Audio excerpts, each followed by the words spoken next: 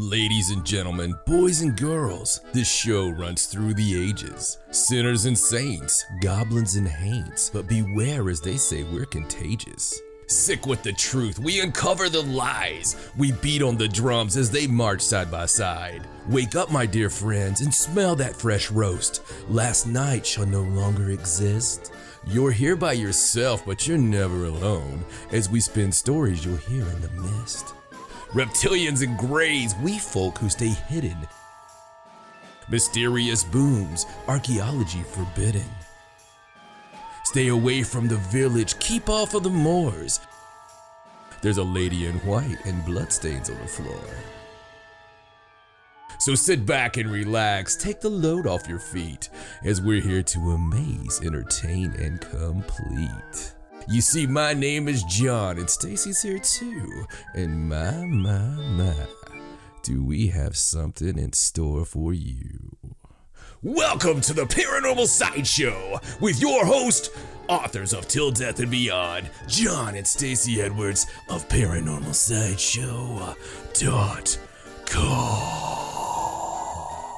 Hello and welcome to the Paranormal Sideshow. I'm your host, John Edwards, and joined as always by my lovely wife, Stacey. Hello. And we're still battling a quarantine-loving governor. Yes. It's I don't understand it. I really don't. Like, not even a political thing, but we went this long, and it seems like, I've been out for days and seen a lot of people without masks and just tons and gazoons and just everywhere. Mm-hmm. And then all of a sudden the issue of mask, you have to wear a mask inside in Virginia. So yes, it's kind of wackadoodle.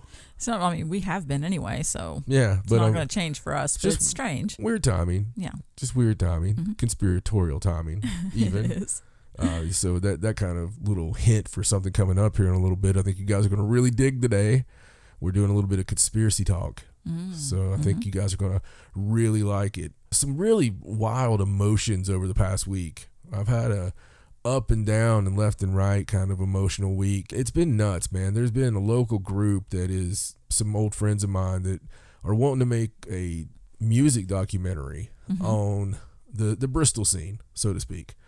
And in doing so, they ask for all local musicians to, post pictures and music and all this stuff and the date that you were a band and all, everything. Well, it just so happened to coincide with the 1 year anniversary of losing Aaron, my guitarist and my good friend. It's just it was rough anyway, but that was kind of like, oh, hey, by the way, in case you forgot, it's the 1 year anniversary. Right. So just a strange time when you really go back. But honestly, I thought, well, I'll enjoy this, going back and look at these pictures of Stacey and I hanging out in these places, and I really didn't. I don't know why, but it just didn't do what it should have done, I guess. Because I'm normally one of those very, what do you call it? Nostalgic. Yeah. Yes. Very nostalgic person. You are. And that, I guess there's too much pain associated with that. Perhaps. Maybe right now. I'm sure it'll be different later on. Right. But for the time being, that's just how it feels. On a good note, though, from the past week, Stacey and I, on this second book we're working on, actually made a hard left and really got some things together with it that made us happy. Basically, we were writing about one subject that's really awesome to us. Not saying that still won't be the subject. Right. But we were like, why are we pigeonholing ourselves? This still kind of falls in that same mystery world, and we started really diving into some stuff we love, and that opened us up. Right. And which is cool. You can't really stifle creativity. And it was just one of those moments where we were like both wanting to say it, but neither one did until I did. And the creativity, I think, is really flowing on that. We're always like that, though. All the stories we have where we were both seeing stuff and neither one of us mentioned it. Yeah. Until one of us finally mentioned it. Absolutely. It always works like that with us. It does.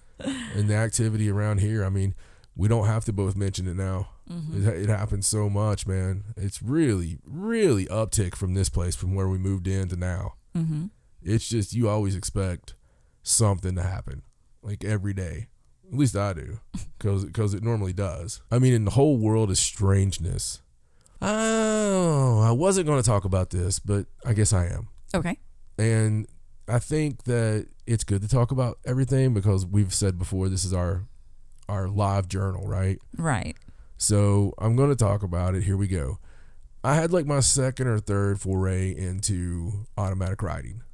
Oh, yes. I didn't know you were going to talk about this. Yeah. I was like, why are you acting surprised? I thought it was really weird, guys. There for a second, I thought, wow, this is going to go somewhere I didn't expect it to go. I thought she's going to be like, what? Really?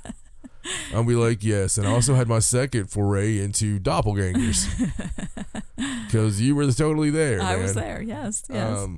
Yeah. So I still won't read what I wrote. She still, every couple of days, she's like, you want to read it? I'm like, no, I don't want to read it. Not right now because I'm afraid where it's going to take me. Mm-hmm. It was weird. It was planned. You know, like I expected going in to do it, but I didn't expect to do it well, I guess you could say. And it definitely, I connected with something, and boy, oh boy, howdy, did that. Stacey finally got me, and she actually had to pull me out of this. Yeah, it's really strange from my side of it because, you know, like you said, it's not something you do very often. And I'm not standing over you when you do it. I'm not hovering. I sort of just sit on the other side of the room and let you do your thing. And then I have to like just sort of keep a side eye on you to see if you need my assistance, which this time you did. Yeah, clearly. This time I started with one thing and ended with something else from what we understand. Yes. And that's the problem, right? You open a door, you never know who's going to jump through. And undoubtedly the fat kid like bullied his way through. It's like somebody sweet was like, hello, John. Yes, we'll talk about the greater points of algebra today. And then it was like, oh, hold on, I'm going to tell him about his freaking past. You know, I don't know. Is it crazy stuff that's written on it? It's interesting. The first thing you were writing, the thing that you went into the automatic writing for, I don't really understand it. It's very cryptic. And I've sort of trying to work it out, but I'm really going to need you to eventually read that. All right. Yeah. All right. Look. But the second bit of it is whatever you said muscled in is you're just going to blow your mind when you hear it. It's very strange. And then the last bit, when I actually came over to help you because you looked like you were getting ready to have a seizure, you were actually just writing wake up over and over again. So I woke you up. I figured that was a clue. Yeah, where I was listening to a Mad Season song in my head. That's a Mad Season reference. You don't get that on every show. Right. You got the paper over there, don't you? I do. Grab it. Okay, I got the paper. Do you want me to show it to you or just want me to read it to you? Describe it and read it. Okay, so I'm going to do it in parts. So this first part, because it's very specific which parts you were doing. The very first part, you start out by writing the word heart. You wrote that word twice, heart, and then you wrote heart again. The first time you wrote it in cursive, and the second time you just wrote it in print. I don't know if that's important. I wrote it in cursive? You did. I don't write in cursive. No, I know, but you did. Then you wrote the word Bowman, Bowman. Bowman. In all capital letters. And I don't know if that's a name. This is where I'm having the trouble. I don't know if that's somebody's name. I know a lot of Bowmans. Or if it's a reference to something. And then you drew a picture, which is very strange. And then you wrote star in east. What was the picture, Stace? I'm just going to have to show it to you. This is it right here. And to me, my first thought when I saw it was that you were trying to draw a constellation because it looks kind of like it has these weird points to it. But it's also where your pen, where you would rest your pen, the ink would spread. So it might just be giving me that impression. But it's really weird. It looks like maybe it has eyes, perhaps. Or it could just be, you know, like I said, and because you wrote star in east, it made me think that maybe it was a constellation. The only thing I could come up with on that is I used the word Bowman and made that into like Sagittarius constellation. Does it look like Sagittarius, those stars? I mean, you could very vaguely perhaps say it does. It's not exact, no. But it's similar. I see something, but it's not a constellation. No, I know. It looks like a face, too. But also where you wrote heart in the Ew, Sagittarius. that heart don't look like my handwriting. in the constellation of Sagittarius is the center of the galaxy. Really? The heart of the galaxy, yes. So that's the only thing I could put together with this, but I don't know if that's what that means. That's just me going on my first impression. Yeah, no, it's really cool. I mean, So. I can't tell you by looking at that Right. anything in the hell that is, because it's totally pareidolia. Right. I agree. I could look at that 50 times and give you 50 answers probably. Right. So then you went to this. You notice how this writing down here is different. Yeah. You went to this different writing, and It's a lot different. It is, and then it just says, it's very strange. It says make name, and then it says shock, sorrow, surprise, and then it says Fox Hollow Farm, which I think is very strange. Well, it's strange because I've never been there. I know where it's at. Right, when we've heard of it, it's pretty famous. That's part. the gay serial killer place. Right, with the bones all over the pool inside. I think so, yeah. And the bones are out in the yard of his gay lovers. And we've never been there or even talked about going there. No, Ghost Adventures. Everybody's done. I remember Ghost Adventures. So clearly there's some kind of shock. Why the hell did I put Fox Hollow Farm? I don't know. Clearly there's some sort of shock, sorrow, and surprise there. Maybe, that's not even on my top list. Maybe I know. We've never. That's why I said we never even talked about going to Fox Hollow Farm. It's not on my radar. Right. But something maybe wants us to go there. Dude, I stay away from like gay serial killers. And then, I agree. And then down here you can see where you were just writing. No, the whole reason is I got too many gay friends. And the very last thing I want is a mad, dead gay guy. That's true. Because you talk about getting some revenge. Mm-hmm.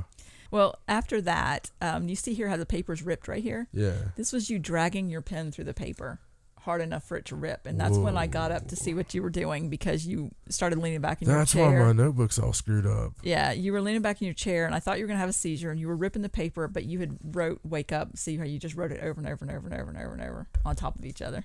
What's that little word down on the bottom right? Woke? I don't know. I hadn't even noticed that. It would like if you misspelled whore, maybe. Left the H out. Yeah, it's like war. You dirty war. But that could be a K also. That has to be wake. I think it is wake. I think you're just writing. It's one of your wake ups because it does look like there's a line across the A there. So let me see how many times I wrote wake up here. I don't know if you'll be able to tell. You wrote it on top of each other. I didn't constantly. want to touch this, but holy poo, man. Mm-hmm. I probably should have got to you a little quicker. That looks pretty hectic. I mean, perhaps I'll sit closer next time. This over here looks like one of those crazy things a 3-year-old makes in church when they're drawing on the back of an attendance thing. Yeah. I know that's very specific, but I just got this horrible screeching noise in my ear. Really? Yeah. Ow. Did it cut her? You didn't hear that? No. Oh, that's awful. Okay. No, I didn't get any of that. That must have been in your brain. I think it was in my, it must have been in my brain. Anyway. I don't understand the snaky thing either, coming from surprise. No, I don't know what that is either. I mean, it was definitely important, it looks. Yeah, and you did it, see all these blotches? This is where you stopped with your pen, so it's done in sections, like you did here and then here. You know, if you take this and turn it like that, it's the same main blotches. It does seem like it, yes. It looks like the same stars. I'm not sure, I don't know. Shock, sorrow, surprise. I mean, at least you automatic write in alliteration. I don't know. It's strange. Fox Hollow Fram. Well, you left the A out of farm, but that's what that is. It's like firm. We'll probably find a place. Oh, it's not the farm. It's the lawyer place. We'll find a place in like South Carolina or something. We driving where they misspelled it. Fox Hollow FRM. It's just like it's a totally different place. Like, yeah, there was some chicken rape that happened here. It's like, oh no, shock, sorrow, surprise. So I don't know. No, I'm trying to make light of it because that freaked me out. It was. Hey, you should have been on my side of it. It's pretty freaky. Don't make this about you. I had some weird like thing. Okay, well, see, there you go. You get all kinds of stuff when you listen because this is real. She's been trying to get me to look at this thing for days. I have, and I won't, and I didn't. So I'll do it for you guys. I do it for you guys. So what's your first impression now that you've seen it? Well, my first impression is I may need psychiatric help. We already knew that. My second impression, it's impressive that I should maybe look into this more. It is impressive. It's impressive that you can do that. We should definitely experiment with that more. It's I didn't expect it to be so legible. Well, yeah. I mean, because I was not looking at anything. Mm-hmm. I mean, I wasn't even. I don't know. It looks more legible than if I sit and try to write. Right. Which I'm being serious. Mm-hmm. It is. I can't read your normal handwriting. And it's weird how the handwriting changes. Mm-hmm. That's freaking weird. Bowman, I get what you're saying because there's a far enough of a break between bow and man. Right. But it could be one name. It could be Bowman. Right. Or it could be Bowman, which is something I've actually been into before. Like, we were going to name Kyler Archer. Mm-hmm. And Kyler actually means a bowman in Norse, mm-hmm. Well, and Sagittarius is a archer. Yeah, is an archer. So I don't know.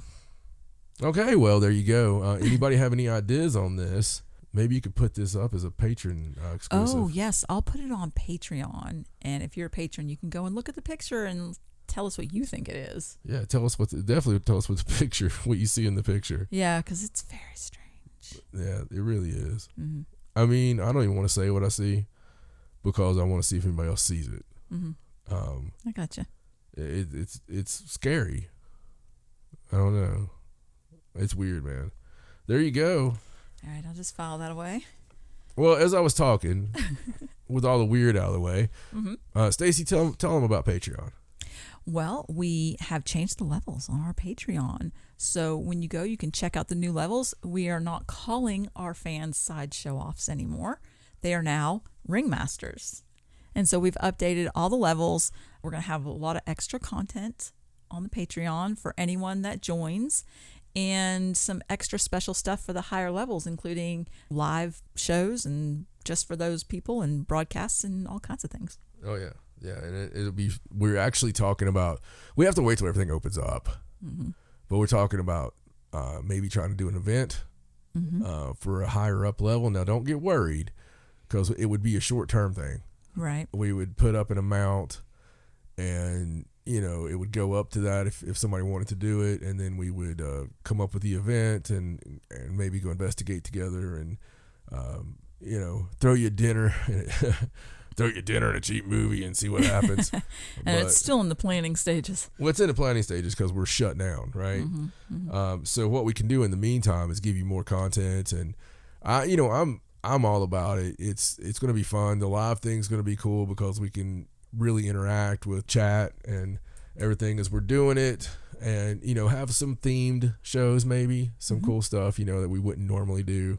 Mm-hmm. And heck, I might even throw a couple of my wrestling shows on there I've been wanting to do. So there you go. Just to put them somewhere and try them out. So I don't know, just good stuff and changing it up because we want to. We want to give some more content, and of course we're still planning on the YouTube thing, and it's really the whole thing behind that is having enough of them written and in the can where we don't have to miss a day. Right. Because that's the whole key to that gimmick. But anyway, I don't want to pander around too much this week because we have some really cool stuff to get to. Mm-hmm. I want to keep it kind of exciting and bang, bang, bang. Right. Because we have this really cool conspiracy list that mm-hmm. we found by accident. Mm-hmm. It's one of those happy accidents. And it's going to go right into a list that I made. And you know what? I think I'm going to do that reverse order because the one I made I don't think is that great. It was it was as a joke. I'll just let you guys figure out how this went here.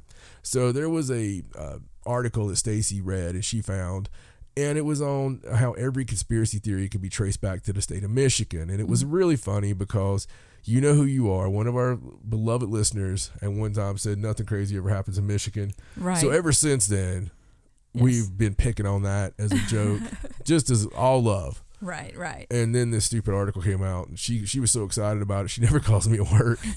She's like, "You're not gonna believe the article." I was like, "What is it?" She's like, "Every conspiracy goes back to Michigan." I was like, "Oh, that'll be the list." So instead, I was like looking that up. I was like, "Hey, do you have that list?" And she goes, "No, I thought you had it." So I went ahead and Googled it, and lo and behold, just from a few days ago, there's a top conspiracy theories list. And it's really cool. Mm-hmm. So I'll give credit where credit's due on that. But I'm going to go through it because it's got some cool stuff on it. Mm-hmm. But the thing I was going to have was some Appalachian mountain type mysteries. Ah, okay. I was going to be like, yeah. Michigan thinks they're hot snot, but we got the Appalachians. You know, we got our whole different. We're so badass. We don't even have a state. If you're from the mountains here, you're just where you from? The Appalachians. You know. Are they conspiracy theories or just legends? Well, the legends was way too many. Because obviously moonshine makes people lie. Right. And right. I started going that way, and I was like, oh, that's not going to work. Okay. So I'm excited. I had to start it off with something funny that people think of with the Appalachian Mountains. And it's something I have to hear, like when I go to other parts of the country, the whole squeal like a pig thing. Oh, no. Yeah. Deliverance, the classic movie with Burt Reynolds, man. What is like 50 years old almost. Yeah. Wow. Yeah, it's almost 50. In 1972 is when it came out. That's crazy. That's crazy. But not a very flattering portrayal of the Appalachian mountain folk. Right. But because they kind of made them inbred backwards, really good at banjos. And of course that wonderful rape scene with Ned Beatty. Right. And the squeal like a pig part. But yeah, that's, filmed in Rabun County, Georgia, and a little portion of the Blue Ridge Mountains runs right through there. So I just thought I would throw that out there as a big F you to the film company who did that. Something cool with the Appalachian Mountains, though. The Forbidden Zone, 45 miles west of Washington, D.C., near the small town of Bluemont in the Blue Ridge Mountains, lies a peculiar village. Set against the stunning backdrop of the Shenandoah Valley, Mount Weather has everything you'd expect from a small community. Houses, buildings, a police force, fire brigade. Only Mount Weather doesn't allow anyone to enter. If, for example, you were a hiker on the Appalachian Trail and decided to mosey on over and take some pictures, you stand the chance of having your camera confiscated, and you'd certainly be turned away at the gates. The United States government calls Mount Weather a special facility, the center of operations for FEMA, its Federal Emergency Management Agency, which coordinates responses to disasters. But according to the book Bigger Secrets by William Poundstone, in the event of all-out war, an elite of civilian and military leaders are to be taken to Mount Weather's cavernous underground to become the nucleus of a post-war American society. What's more, Poundstone writes, the government has a secret list of the persons it plans to save. The Appalachian Trail runs right by Mount Weather, close enough for hikers to read a sign warning that photography, making notes, drawings, or maps of the area is prohibited. Wow. Isn't that nuts? That's crazy. Yeah, I thought so too, man. I wonder how you hacked that list to get your name on it. How do you know our name's not on it? You think we're on it? We're on a list. Yeah, we're on some list. But no, it is crazy. And there's a couple places. I know there's a place where there's no cell signal up there, and for a very long way, and just there's a bunch of stuff like that with the government. The government loves putting secret crap in the mountains. Need to mark that place on a map so that if there's ever any kind of like apocalyptic thing, zombie apocalypse, or the world ends, you would want to go there because clearly it's a secure facility underground. Yeah, I thought about we should go there like 10 miles away and just start digging underground now. And we could dig like right up next to it. I mean, we might not have all the nice stuff, but we could at least put our head on the steel, Just be like, we could scare the crap out of them. We could start scratching. Yeah. Be like, this place is haunted. Let's all leave. You never know. And of course, no list would be complete in this area without a mention of Bigfoot. And of course, in our area, though, it's more like wood booger is one of the things that's known as. Which doesn't help the image of the Appalachian people. Yeah, we call it wood booger. And boojum, that's the other. But and a lot of times that's just Appalachian like hogwash. Because I know there's things I say, but you're sitting on the front porch whittling, and you're just like, "Whoa, yeah, there's a boojum out there and shit." It's not really a word. You're just lazy.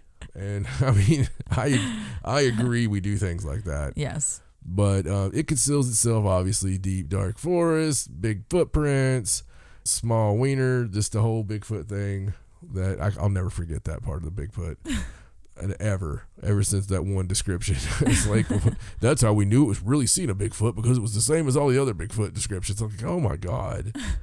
I wish you hadn't told me that. But it was really cool because this one article I read, well, a guy from Gate City, which is right around the corner here from us, like a hop, skip, and a mile. But it says there's no doubt about Bigfoot's existence in Phil Smith's eyes. Smith of Gate City, Virginia, is co-founder of the Blue Ridge Monsters and Legends Facebook group, where members come to share their stories of unexplained encounters of the hairy bipedal. When Smith was a boy, he says he had his own run-in with Bigfoot. Smith says that one cold November night, he was riding his bike home after dark when he heard a friend run up behind him. He was out of breath and anxious, remembers Smith. He said, "Something is following me. When I move, it moves. When I stop, it stops." Oh, that's creepy. I'll tell you why in a second. Okay. Spooked, Smith took a shortcut home through his grandparents' backyard. As he rode past the grapevines, he heard something moving through the brush behind him. He turned to look. "I had to," he says. And there beside the grapevines was a 7-foot creature. It was leaning forward, making a hump where its neck and back joined, says Smith. The moonlight was shining through its hair. It didn't make a sound. Needless to say, I made a hasty departure home.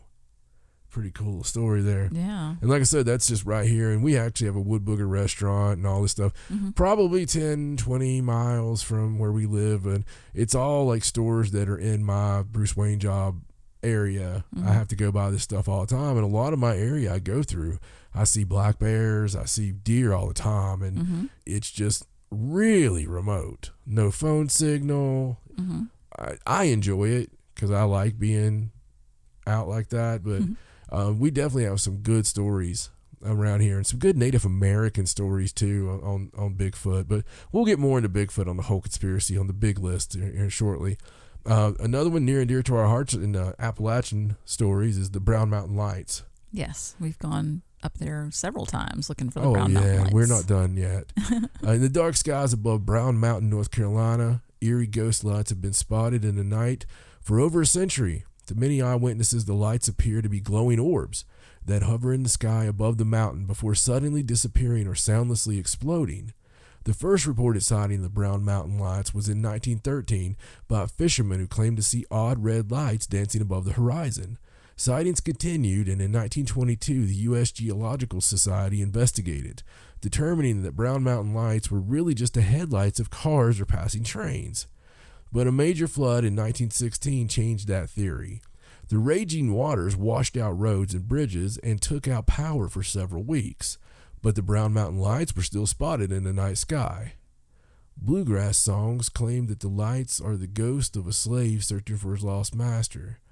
An episode of The X-Files reasons that the lights are caused by UFOs. Popular Native American folklore says a bloody battle between the Cherokee and the Catawba tribes took place on the mountain. Many lives were lost. The lights, claim the legend, are the ghost of grieving women still searching the mountainside for the bodies of fallen warriors. But not every story of the Brown Mountain Lights is steeped in superstition. In July 2016, the Charlotte Observer reported the Forest Service officers had reported close-up encounters on the mountain with beach ball-sized orbs that floated by and then vanished. And in August 2016, the local TV station WLOS reported that scientists from Appalachian State University believed to have captured images of the Brown Mountain Lights with 2 digital video cameras. Though scientists have not been able to determine what causes the lights, ball lightning and naturally occurring mountain gases are 2 of the widely accepted theories. Basically, you can go out there, it's milepost 310, and there's also an overlook at milepost 301. And you Morganton, North Carolina, and you can stay out there all night if you want to, man. It's awesome. And you know, we've done it many times. It's creepy though. It is. There's a weird vibe. There's a really strange vibe up there. It's very strange. Many people have experienced this. It's a real phenomenon. It's not ball lightning. If it was ball lightning wouldn't be rare. Right, because this happens too much. Yeah. So people always want to, as we talked about before, everybody has to label it. You gotta, let's label it. If we can't label it, we can't have it because it's not real if we don't label it. Exactly. But just a really cool thing. It'll be figured out soon, hopefully. We're going to do it. I think we will. I think we need to go back tonight. So obviously, if you're talking mountains, you're talking West Virginia, you got to talk Mothman, right? So everybody knows the story. In 1966, Point Pleasant, West Virginia, located at the confluence of the Ohio and Kanawha rivers, was a sleepy town of a couple thousand people. but it was rocked by an unidentifiable visitor on November 12, 1966, when grave diggers at a cemetery in Clendenin, West Virginia, about 80 miles from Point Pleasant, claimed to see a man with wings lift from a tree and fly over their heads. 3 days later, two young couples were driving together near an abandoned World War II TNT plant about 5 miles north of Point Pleasant when they saw a large flying man with 10-foot wings and eyes that glowed red. They tried to flee the unidentified animal, speeding down the road at a reported 100 miles an hour, but the creature followed them back to Point Pleasant city limits. They were so spooked by their experience that they went directly to the police. Newspaper dubbed the creature Mothman. The national press picked up on the story, and Mothman became a sensation. Over the following week, there were at least 8 more reported sightings in and around Point Pleasant of a man-like bird with large wings. One such account came from volunteer firefighters Captain Paul Yoder and Benjamin Enochs. According to the Gettysburg Times, Yoder and Enochs claimed to have seen a very large bird with large red eyes. Others refuted the sightings, believing that residents of Point Pleasant were actually seeing a sandhill crane that had wandered out of its normal migration route. There were hundreds of eyewitnesses, said Jeff Walmsley, owner of Point Pleasant's Mothman Museum. Born and raised in town, Walmsley was only 5 years old when the Mothman showed up and began terrorizing his neighbors. Over the following year, the oddities continued. Reports of UFOs and suspicious men in black began streaming in the Point Pleasant authorities, and the Mothman sightings continued. Then, 10 days before Christmas in 1967, tragedy struck. While the Silver Bridge in Point Pleasant was teeming with rush hour traffic, the bridge collapsed, killing 46 people. It's terrible. Reportedly, some claimed to have seen the Mothman at the bridge shortly before its collapse and believed its presence was a harbinger of doom. The fact that the UFO sightings, men in black presence, and the Silver Bridge disaster all happened during the Mothman sightings intrigues many people, said Walmsley. It's a fascinating turn of events for a small town like Point Pleasant. For his part, Walmsley does believe that the people of Point Pleasant encountered something out of the ordinary. I just don't believe that many people could have made up the same story, says Walmsley. But what it was they saw, I don't believe will ever be truly explained or solved. I mean, just, man, that story, I got so many friends like Weatherly that just, it consumes you. You know, it's just that big of a story. And when you go up there too and actually talk to the people, it changes you. And you're like, wow, this is just so crazy. But, Mothman's been seen in other places. And, and it has seemed like a harbinger. I'm just going to 100% tell you, I don't get scared easily. But if I was a grave digger and a big, 10-foot wingspan birdman with red eyes just, came out of a tree. Right. Man, I'd just fall in that grave. I probably would too. I'd definitely look for a new job. I mean, holy cow. So let's talk about the moon-eyed people. Moon-eyed people. Yeah, we've talked about them before, but let's talk about them. According to Cherokee legend, long ago before the Cherokee moved up into the Smokies, there was a race of small, bearded white men who lived in the mountains. According to author Julia Montgomery Street, whose tale of the mysterious race is displayed in the Cherokee County Historical Museum, the men possessed all the land from Little Tennessee River to Kentucky, with a line of fortification from one end of the domain to the other. The men who lived in rounded log cabins, had large blue eyes and fair white skin, were sunblind during the day, emerging from their homes only at night to hunt, fish, wage war, and build their fortifications. Because they could only see in the dark, the Cherokee called them the Moon-Eyed People. Some believe they were descendants of a small group of Welshmen who came to America long before the Spanish and settled in the Smoky Mountains around 1170. As the legend goes, the Moon-Eyed People eventually abandoned their home or were driven from it and traveled west, never to be seen again. Wanda Staucup is the director of the Cherokee County Historical Museum in Murphy, North Carolina. The museum is home to a statue that was found at the confluence of the Valley and Hiwassee rivers in the early 1800s. The soapstone statue is 37 inches tall and weighs 300 pounds. Many believe it is a depiction of the Moon-Eyed People. Everyone has their own opinion about the statue, says Staucup. The statue depicts twins, but they're short like the Moon-Eyed People, with little round flat faces. Some believe that the statue represents the two rivers, and others believe it's a man and a woman. When the archaeologists came and looked at the statue, they said they never seen anything to compare to it, says Stalkup. One reason is because they are standing, not sitting or kneeling.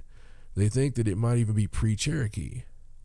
Whether a small blue-eyed race of sunblind white men once inhabited the Blue Ridge long before the Europeans are known to have discovered America remains unknown, but the legend continues to live on. Now, something interesting side note-wise, we obviously recently had that story about the Tennessee Pygmies, which they found thousands of graves of the little 3-foot-tall dudes. Right. Just as prevalent as like the red-headed giants, you know, are found in the States.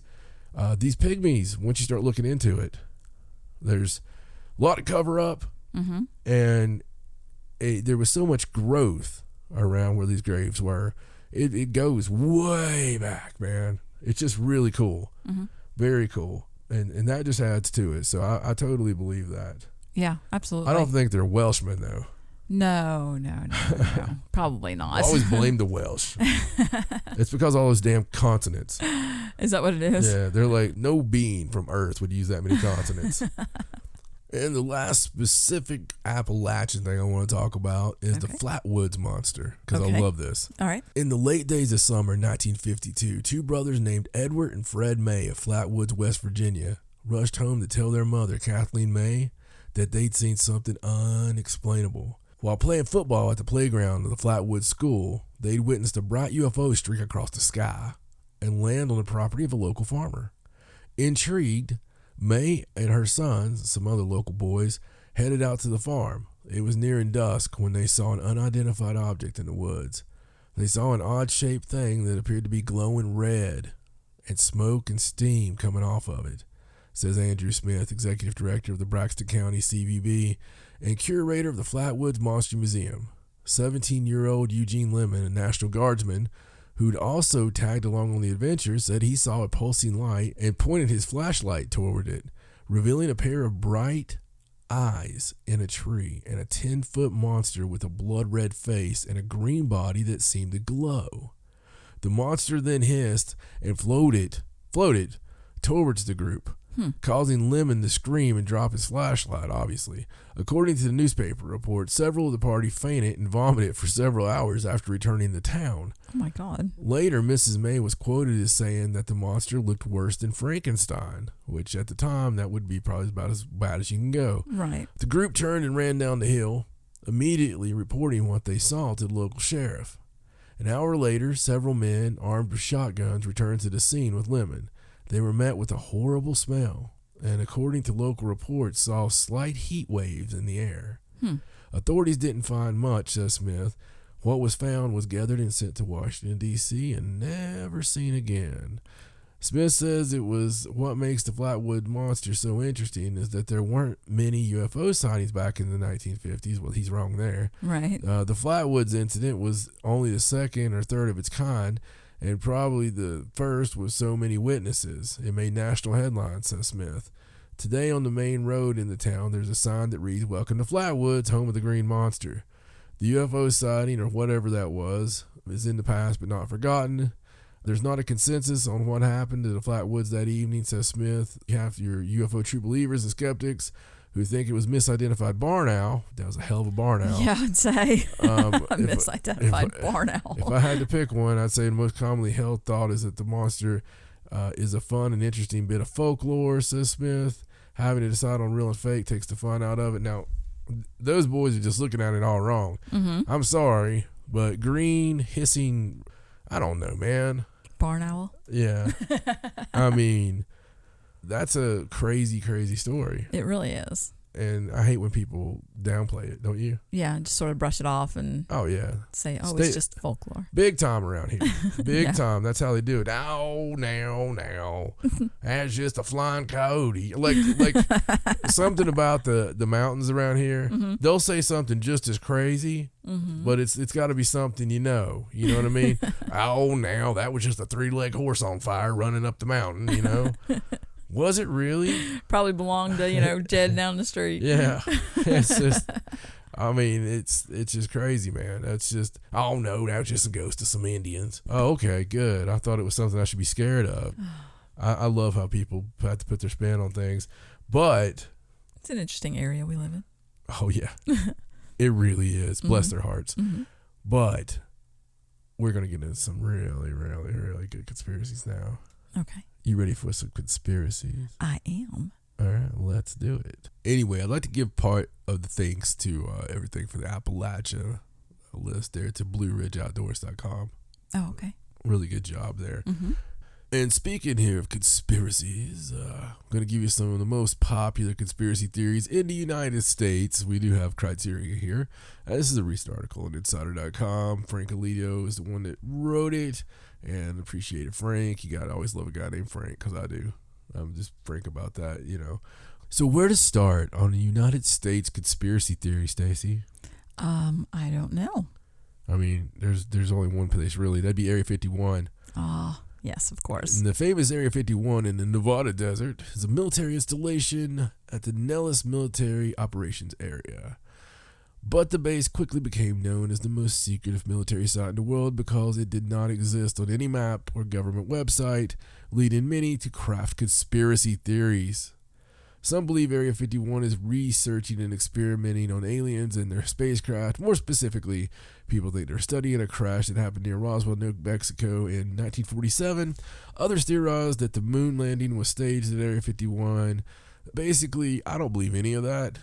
So Area 51 was proven when they came out and said, hey, it does exist. Right. But it was a experimental aircraft. Yes, UFOs, recovered UFOs, in my opinion. You know, recovered technology we had there, and we were flying them or attempting to fly them or whatever. I think there's a lot of that, and it could go back eons. I know Bob Lazar, when he was talking, was, you know, some of the UFOs we recovered were on archaeological digs. And I'm not convinced about 1947 and Roswell. I'm just not convinced of it. Our buddy Nick Redfern wrote a nice book about it, where there's some evidence in there, and there's some theories in there about the stuff that was being worked on there. Now, this is a absolute believer in UFOs. Just saying, you know, be careful how open your mind is, because your brain will fall out. You know, so that's something I've always remembered, just a line I heard years ago. Right. The whole thing with that area, of course there's nothing there now. I mean, yeah, I highly believe that in that area you're likely to see UFOs, just because of the Arizona, Las Vegas, all that whole area out there is charged.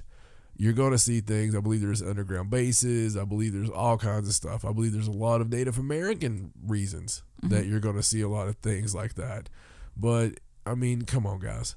And once they know that you know, then they're going to get as far away from that as they can. But they do still guard it like there's something going on. Like there's something going on. But still yet, I don't know. No one knows. I hope we do know someday. That would be awesome. Here's an interesting one. Some believe that Truman Capote wrote Harper Lee's famous novel To Kill a Mockingbird. It's good to have a To Kill a Mockingbird on a conspiracy page just to start with, because it's found its way into so many conspiracies, and even one of my favorite movies, it's conspiracy theory with Mel Gibson that had to buy it every time he saw it. God, I love that movie. It's very good. Very underrated. Yes. You don't hear that one on people's list. Not very often. Truman Capote and Harper Lee both grew up in Alabama and were childhood friends. They each went on to become celebrated authors.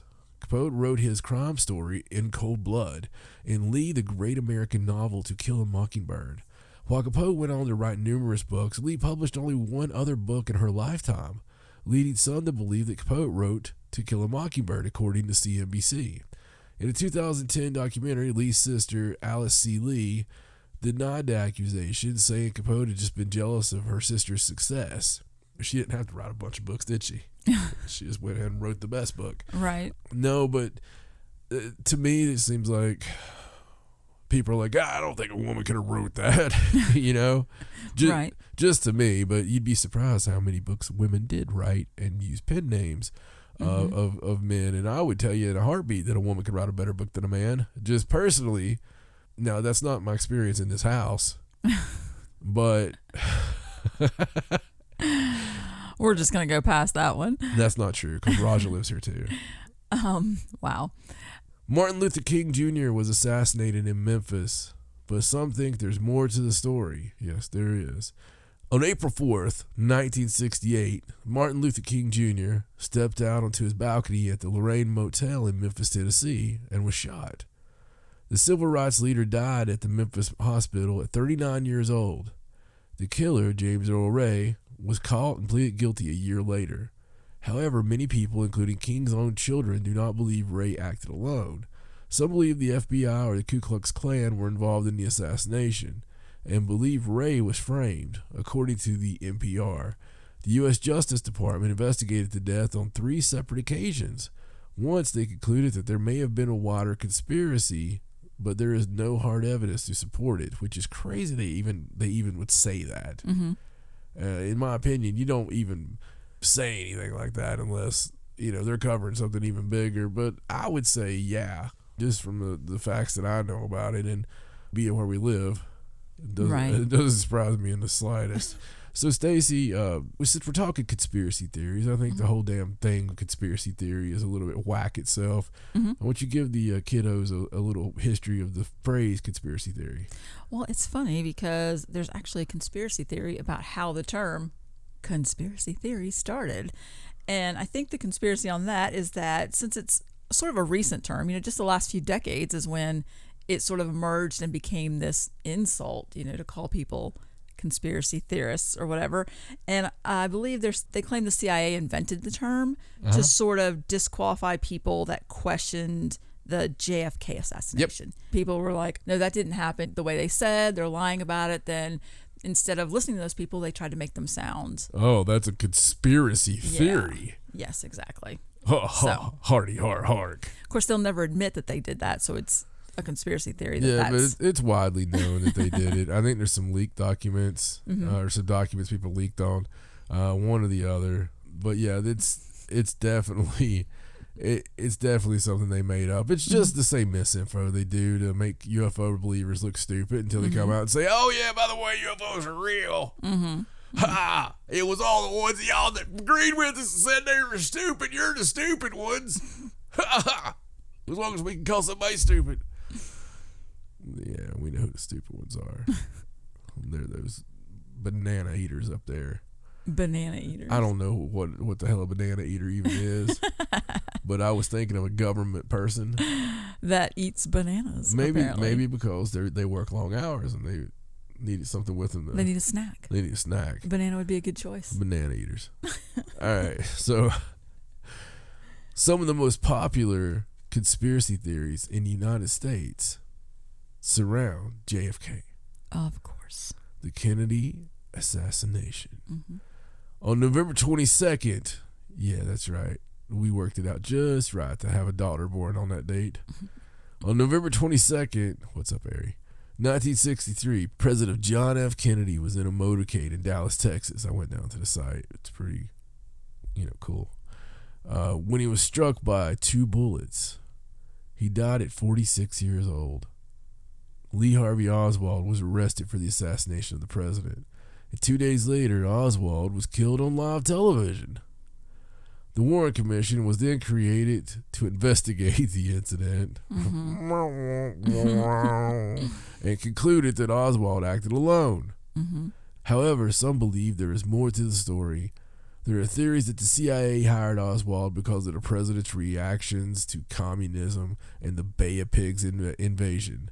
Others believe the Mafia, Cuba, or the Soviet Union were involved in the assassination. When videos of the incident were released, people claimed Oswald's location made it impossible for him to have killed the president. Most recently, however, a scientist at IMSG concluded that Oswald did assassinate JFK, and in 6 more months they'll have somebody come out and say that he didn't, because there's people that know, and what really upsets me on this is there's information out there that we currently have that I know was released not long ago, and when it was released, President Trump said, now this is like his first year of presidency and it's already washed under the bridge. People have already forgot about this because it was like so long ago in the news cycle. But he got all these files and, he said, well, yeah, there's some stuff in here, and he was going to release it all. Everybody was excited. And then he didn't. No, he held some back. He held some back out of national security. Now listen, this son of a bitch is not one for doing what someone tells him. In fact, if somebody was to tell him, Mr. President, we think you need to hold that back, that could hurt the Bush family, he'd be like, woo! He'd be like shirtless and surfing and, making copies and mailing them to everybody. Yeah, tattooing them on his ass and hanging it out the windows and, what, these papers right here? Yeah, I mean, give me a break. He's just rebellious by nature. I have a problem with that because he said there's something else about him. If he says he's going to do something, he does it. Okay, whether you like the man or hate the man, if he says, well, I believe I'm going to go over there and punch that guard right in the face, eat 2 Tic Tacs and choke on a Twinkie, he's going to do that, or at least attempt to do that.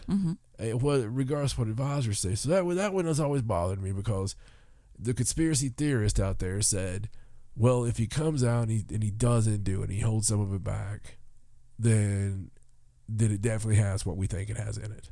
Right.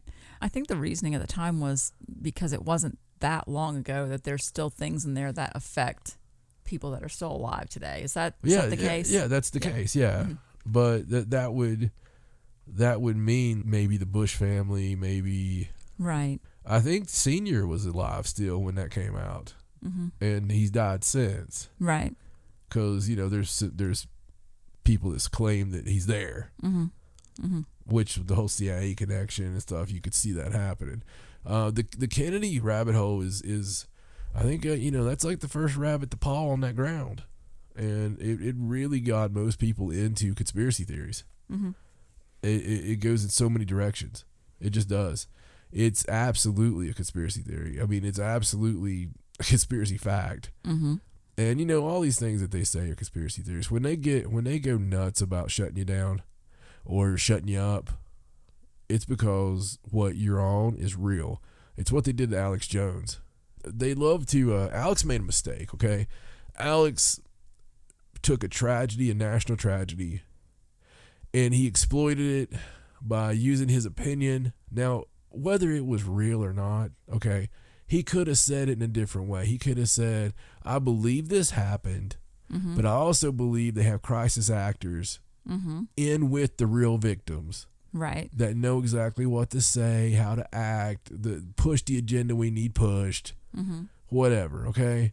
Which is what he later said is what he was, Yeah, he's so over the top. He can't, sometimes he's just too excited or, I don't know, angry. He's on radio for, let's see, 4 or 5 hours, right? Right. And then he's on his TV for like 4 or 5 hours. And then he's on the night version. And then the guy's going nonstop. And, he is. And it's this echo chamber, so it's almost like he's building himself up. Because he's hearing his own rhetoric, and he's gets more and more upset. Right. And nobody's even, none of his staff or anything. They're just like, yeah, here's something else they did. Here's something else they did. They're just feeding the fire. Just feeding the fire, man, because it's gold watching him go nuts.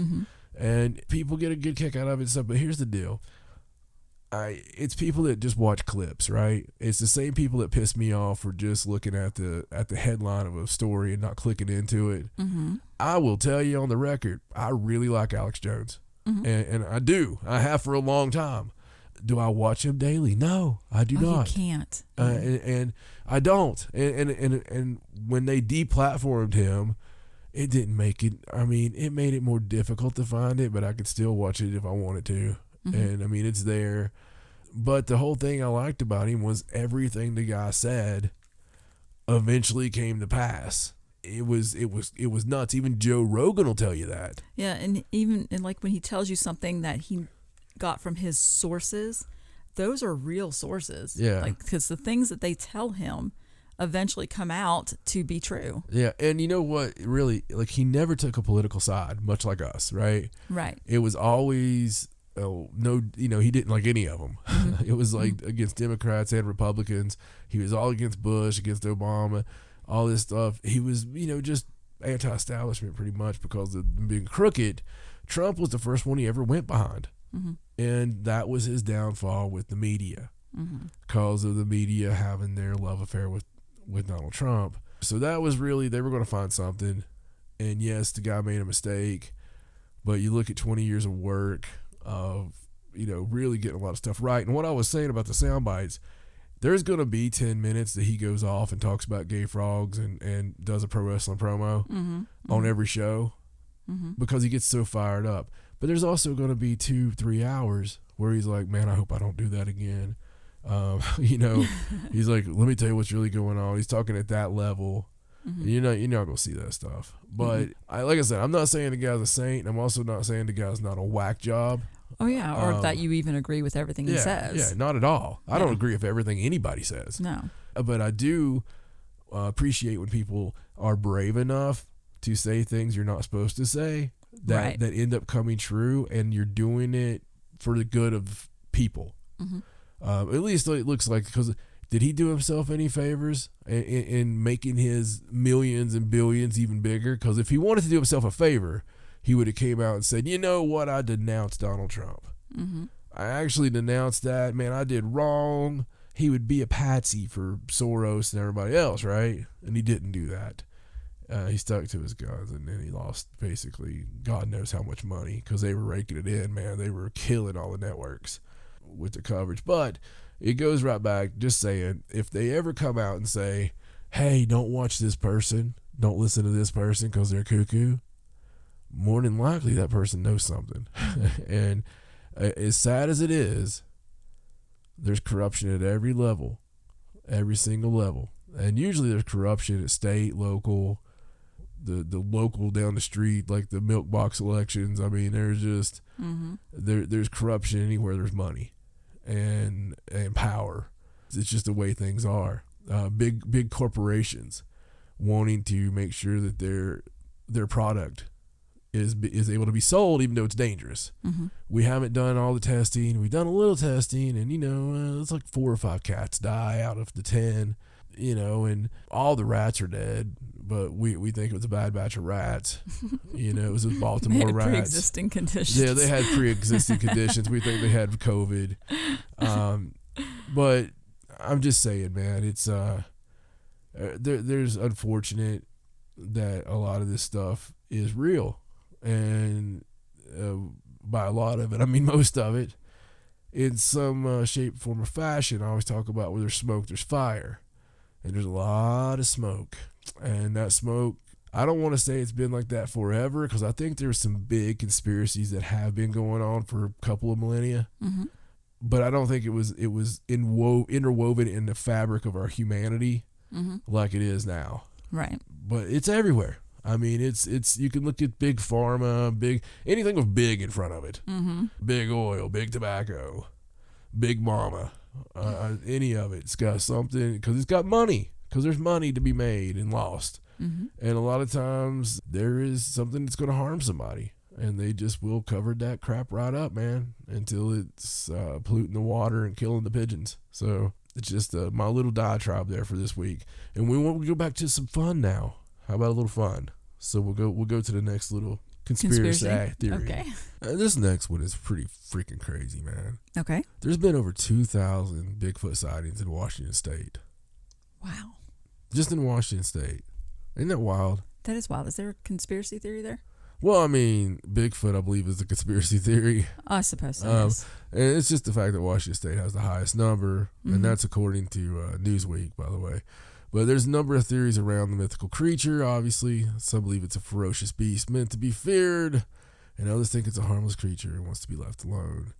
There are other theories that Bigfoot is related to humans since it walks on 2 legs, while others think it's an extraterrestrial being. Obviously, the Patterson-Gimlin footage is probably the best footage we have to date. Right. Of Bigfoot and of the female Squatch walking along there. And, of course, the enhanced version of that is really crazy. You can see her breast a hell of a lot better.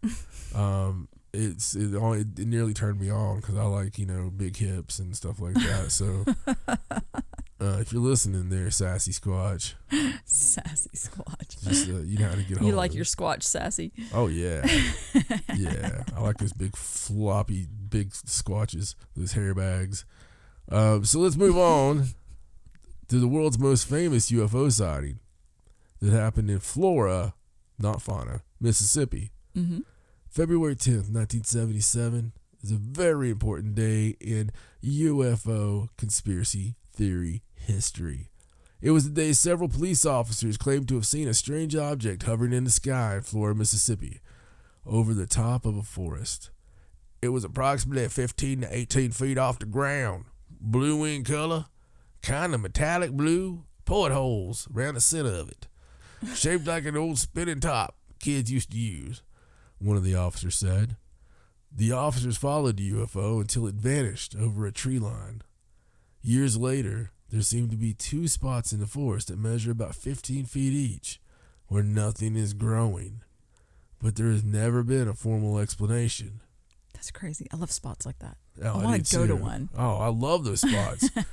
We had a weird night at one of our old houses, and we saw lights and a bunch of crazy crap happened. Mm-hmm. We go out the next day, and there's freaking burn holes in our yard. Yep. This is one of the craziest things ever, dude. Mm-hmm. Stacy's like, "Hey, look over there. Isn't that where all that happened?" I was like, "Oh my god!" I was like, "Look at that weird It was like in a yard. circle. Yeah, A burn circle. It was really crazy. Very strange. There's been countless sightings of a Loch Ness-like monster at Flathead Lake, Montana. In 1889, Captain James C. Kerr, not James T. Kirk, Right. just Captain James C. Kerr and his 100 passengers aboard a steamboat reported seeing a 30 to 40 foot long creature in Flathead Lake. It's going to be really hard not to edit this piece of that. As of July 2018, there have been 109 sightings of the foreign creature. How do they know it's foreign? I don't know. According to NBC Montana. Damn racist people. It's pretty rude, isn't it? Yeah. It has to be a foreign Loch Ness. That's not what our American Loch Nesses look There like. ain't no way. It's too purple. I remember saying, look, that's it. We're seeing it. Is that really the quote?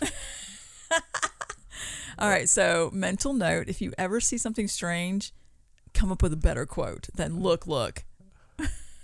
I mean, I remember saying, look, that's it. We're seeing it. One witness told NBC, I knew immediately because the descriptions are all the same. It was like 25 feet from what we could see, and humps and a little Nazi insignia. We knew it was foreign. Other witnesses said the creature resembles the famous Loch Ness monster, with steel black eyes and fins, and asked for about $350. So yeah, that's a crazy story. What I take from that is stay out of Montana. Right. You don't have a reason really to go there. You can drive around. If there's anybody listening from Montana, just, I apologize. I love you very much. I knew you were listening. I just wanted to try to find a way to get you to contact me. Johnny Gosh was abducted in 1969. God, it sounds like a wrestler. Johnny Gosh. It's spelled Gosch. Wow. So maybe it's Gauche. Could it be Gauche? Maybe. You guys tell me. So let's call him Gauche, so I don't have to say Gosh. Okay. Johnny Gauche, or can I say Joni? No, I don't think so. All right. So Joni Gauche, no, Johnny will work, was abducted in 1969 from Des Moines, Iowa. Mm-hmm. Not Des Moines. And conspiracies have surrounded his disappearance for years. On September 5th, 1982, Johnny Gauche, age 12, vanished without a trace from Des Moines, Iowa, while on his morning newspaper run. Without any evidence or leads, the case went cold and has remained unsolved. But there have been a number of conspiracy theories about what happened to him. Some people believe that he was forced into a child sex ring that was operating in Nebraska.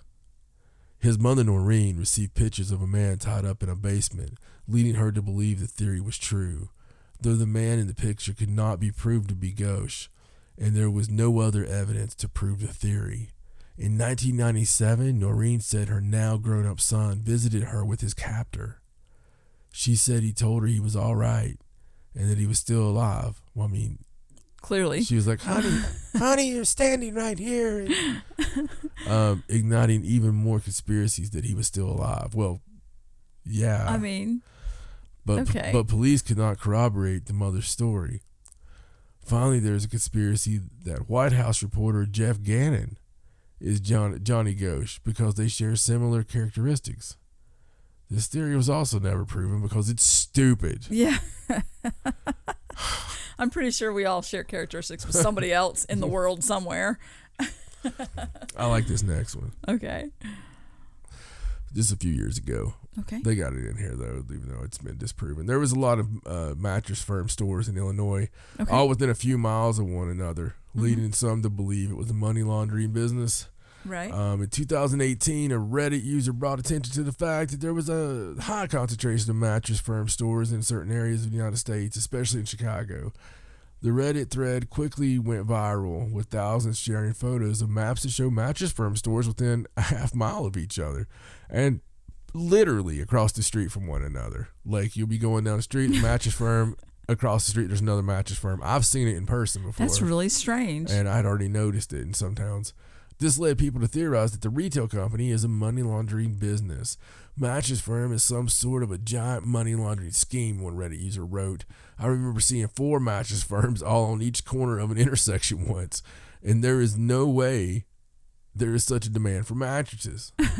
Well, how stupid would you be if you're trying to launder money and you open that many stores? That's silly. Supposedly the theory was debunked in 2018, but I mean, money debunks a lot of theories. It does. It's weird, okay? There's still got to be some explanation for why there's so many mattress stores. So I wonder if Mattress Firm is doing that thing. Like, have you ever seen the memes with Outback Steakhouse where people bring the maps up and then they draw the pentagram from all the Outbacks in the area? Maybe Mattress Firm's just like spelling a word. I wonder if anybody's ever connected the stores on a map. No, well, I mean, probably not that. Not with that intention. Probably not, but it should be looked into. I hope it's a giant penis. Well, with them being so close together, you know, you could probably make letters out of them or something. Just around the whole United States. I mean, it could be. It could be. Well, we'll check it out.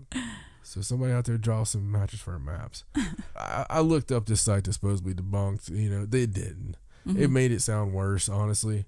So it might not be money laundering, but it might be something with the government where it's like entrances into underground bases. Right, something. I mean, it's a cover for something, obviously, because that company cannot be run by such complete morons and still be a company, right? I'm not the one to answer that. It's just some of my dealings in the past in certain places. So, yeah, I believe idiots are the ones who get companies. Oh, maybe. Okay. All right. Speaking of little pentagrams, as Stacey's talking about, the Denver International Airport, well known for its conspiracy theories. Yes, they've embraced those too, which I love. It's twice the size of Manhattan, New York, and almost every corner of the massive transportation hub is filled with conspiracy theories. For starters, the airport was $2 billion over budget, leading some to believe it has an underground structure that is either used as bunkers or as headquarters of the supposed world-controlling group, the Illuminati. Others believe the building was built by neo-Nazis because markers and plaques around the airport say it was funded by the New World Airport Commission, but no information can be found about the organization anywhere. Nothing suspicious about that. Some even say the runways are laid out like a swastika if viewed from above. There you go, Stace. The art around the airport is also cause people concern. Most notably is the 32-foot sculpture of a horse that fell on its sculptor and killed him. Murals around the airport are also troubling to some, including images of Nazi officers in gas masks, children near a burning building, and the devil jumping out of a suitcase. We would call it home, but yeah, it's some freaky stuff, man. The funniest thing about it is how they embrace all that and try to make fun of it, which leads you to believe that there really is something going on. Oh, absolutely. Absolutely. There's also, I won't get into one, but everybody knows the giant volcano underneath Yellowstone. Right, the super volcano or something. Right. There's conspiracy theories that believe the U.S. government knows when it's going to happen. I see. I don't buy that. They can't tell us when, anything's going to happen. Right. Some believe the chamber behind Mount Rushmore holds some big secrets. Now, this is actually, we know this happened. Most people know Mount Rushmore is one of the most recognizable landmarks in the United States, with the faces of Washington, Jefferson, Lincoln, and Roosevelt carved into it. But not many people know that there is a hidden chamber behind Lincoln's head. The sculptor Gutzon Borglum created an 18-foot door behind the landmark that leads to an open room that is 74 feet long and 35 feet high. Borglum intended to place America's prized possessions in this room. It was supposed to be called the Hall of Records. While the room does contain important historical documents like the United States Constitution and the Declaration of Independence, it is now sealed off from the public, leading many to create theories. Some believe the government is hiding something incredibly secretive there, like proof of extraterrestrial beings. Others believe there are hidden treasures in the room. An idea explored in Nicolas Cage's National Treasure Book of Secrets, which is all caca, because if you're going to hide it, why the hell would you hide it in a secret room we know was built? Right. And when you've got a perfectly good secret room over here that no one knows about, just think, people. I feel like if there is stuff in that room, it's more like a time capsule kind of thing. The Georgia Guidestones. Oh, there's a big one. Is a famous monument that is known for its bizarre inscriptions, which led to a number of conspiracy theories. I mean, for good reason. In 1980, a monument was built in Elberton, Georgia, and is known as the Georgia Guidestones. There are 10 guidelines on the monument written in 8 languages, which seem to be a set of rules for humans. For instance, one inscription reads, "Maintain humanity under 500 million in perpetual balance with nature," while another reads, "Rule passion, faith, tradition, and all things with tempered reason." The monument was paid for by a man who gave an alias, so no one knows who built it or why. Some think the inscriptions are telling the future and giving us a guideline for how to rebuild after an apocalypse. Others believe Satanists or the New World Order, a secret world-controlling group, built the sculpture to promote their agenda. I'll tell you, whoever built it had some power and money behind them, because if I went out here and say I wanted to make the Virginia Johnstones, okay, and the Johnstones were just going to say, let's forget all this chivalry crap and start grabbing boobs again. And, you know, we want to restore order and balance to the universe, watch some Mad Men, and it's just something completely stupid, right? Right. Which I believe the Georgia Guidestones are stupid. Right. So they wouldn't leave that up there. I mean, that's basically like me saying, in order to have balance, we need to kill off X amount of people. Right. No, you would definitely have to have a lot of money to have something like that be able to stay where you put it. Yeah, man. Yeah. Wasn't there some kind of conspiracy theory that those were built by Ted Turner? Yeah. That's what I thought. There was. But I don't know if that was ever proven. There again, I mean, go watch a Ted Turner interview for 5 minutes and tell me if he ever said something smart. If you find one, let me know. And, you know, Andy Griffith built my network. You know, just shut up, Ted. So, in 1968, the Kentucky Derby was shrouded in conspiracy theories after the winner was stripped of his title. He was later heard saying, in May 1968, Peter Fuller and his horse, Dancer's Image, won the Kentucky Derby and were given a $5,000 trophy. But 3 days later, Fuller and Dancer's Image were stripped of their title because traces of steroids were found in the horse's bloodstream. People believed they cheated. Fuller was shocked and categorically denied the results, eventually taking the problem to court. The situation rocked the Derby community, leading to many conspiracy theories, since Fuller was an outspoken supporter of Martin Luther King Jr. and even gave money to his wife, Coretta King. Some think anti-civil rights believers sabotaged the horse. According to the Lexington Herald leaders, others say they had seen the horse out in clubs being five and dimed with these guys and snorting horse cane. Is he expected to watch his horse 24/7? What the horse does on its own time. I'm not going in anymore this one. Some people in Idaho say the government is poisoning them with chemicals. Some people in Idaho believe the state is subject to government experimentation. They believe the government is dropping chemicals from airplanes at various times throughout the year. As evidence, they point to chemtrails or streaks in the sky that are supposedly leftover chemicals. One man on YouTube recorded video of lengthy streaks in the sky in Idaho as evidence, while another pointed to the fact that he could no longer see the mountainous landscape because of chemicals in the air. In 2015, 2,000 geese fell from the sky suddenly, while some while some believe it was because of chemtrails, environmentalists say it was more likely because an infectious disease known as avian cholera. So yeah, I would poison the potatoes. Chemtrails is a big conspiracy theory. A lot of people. Mm-hmm. Yeah, a lot of people buy into that. Mm-hmm. A sinkhole opened up in Louisiana, sparking conspiracy throughout the state. In 2012, a 34-acre sinkhole opened up in Bayou Corn, Louisiana, and it's still growing. Oh my gosh. The New York Times described the incident as the day the earth opened up. A voracious maw 325 feet across and hundreds of feet deep, swallowing 100-foot trees, guzzling water from adjacent swamps, and belching methane from 1,000 feet or more beneath the surface. Some even say they caught a glimpse of hell in it. But others believe this sinkhole was connected to the entire Gulf of Mexico, hinting at a future cataclysmic event that will swallow the entire region. In other words, everything between Texas and Florida will be sucked into the earth, and there's no scientific proof that that's true, but if it is... So is that the conspiracy theory, that this huge sink... That's a really ridiculously big sinkhole. It really is. Mm-hmm. I mean, positives, get rid of alligators and a lot of poisonous snakes and spiders. True. Negatives... Well, Cajuns are nice. Yeah, I don't know. That one's pretty crazy. It really is. But the Gulf of Mexico is a crater anyway. Yeah, I mean, I wonder if there's... So the Gulf of Mexico is a crater site from the big impact. Mm-hmm. And it's not like they know what's under there. There could be caves or anything under there. Mm-hmm. So, crazy. Yeah. I mean, can you imagine the people down at Hollow Earth? Yeah. They're probably like, it's a leak, you know? I wish they'd send somebody up to fix it already. Jeez. It's like we need to help each other out.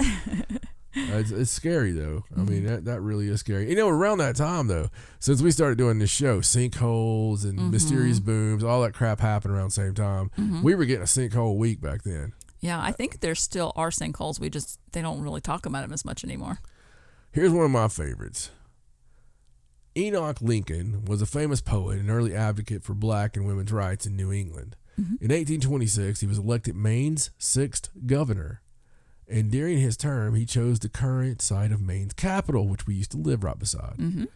When he died in 1829, his body was placed in a crypt. In 1991, an inspection of the crypt found no remains. Lincoln's body was missing, and it sparked a slew of conspiracy theories. Some say state workers might have cleaned out the tomb and just forgot to put the body back. I'm sorry. Well, did they accidentally throw it away? I mean, what happened there? Well, while others theorized the governor was never buried there at all, his body's never been found. I was just, yeah. I just picture the two guys going, did you remember to put that body back in there? Oh yeah, I put it in there. It's you're gonna watch the Pats. Kind of like the Pats are coming on. Kind of like, did you turn the oven off when we left the house? Did you remember to put that body back in there? It's just carried off by wolves or something. Yeah, I remember you laughing at that when I told you we were walking by the Capitol building when I told you that story originally. I do remember that. Yes. Yeah. Oh, it is weird. It is a conspiracy theory. Yeah, because it's just gone. Here's another one that hits home, except not the home up there, but the home where we're at now, because it's really, really, really, really close. And I remember this flap so well. Thank you, Unsolved Mysteries. In October 1987, Wythe County Sheriff Wayne Pike reported that he and his deputies witnessed strange lights in the sky. It sparked a full panic in Wytheville, Virginia, prompted many conspiracy theories. By 1988, there were 3,000 reports of UFO sightings in the area. That's ridiculous. Now, my estimation is one per person, okay? Mm-hmm. All of a sudden, everybody started seeing things, a reporter told the Bristol Herald-Courier. That same reporter said he also saw something strange in the sky one night, which he described as a scintillating light. Wow. Quickly, the story picked up national attention. But wouldn't a scintillating light be like that leg lamp on a Christmas Story? I think so. So it's an odd adjective for a light. Isn't that a scintillating light? Which it is for me, because fishnets, my God, dude. Right. Fishnets kill me. I mean, kill me. I don't know why. I think like an old hairy dude could have it on, and they would just be like, ooh, hey, what's up, Hank? Why are you looking at me like that? I don't know. Quickly, the story picked up national attention, but there has never been an official explanation of the sightings like that. That's a surprise. I want to read one of these where they go, actually, there was a national explanation they gave from the government. It said it was a bunch of UFOs. I mean, why do they put that in every story? It just really pisses me off. Why do you put that in every story? Of course there wasn't some explanation given, or we wouldn't be doing this show. It wouldn't be a conspiracy theory. My God.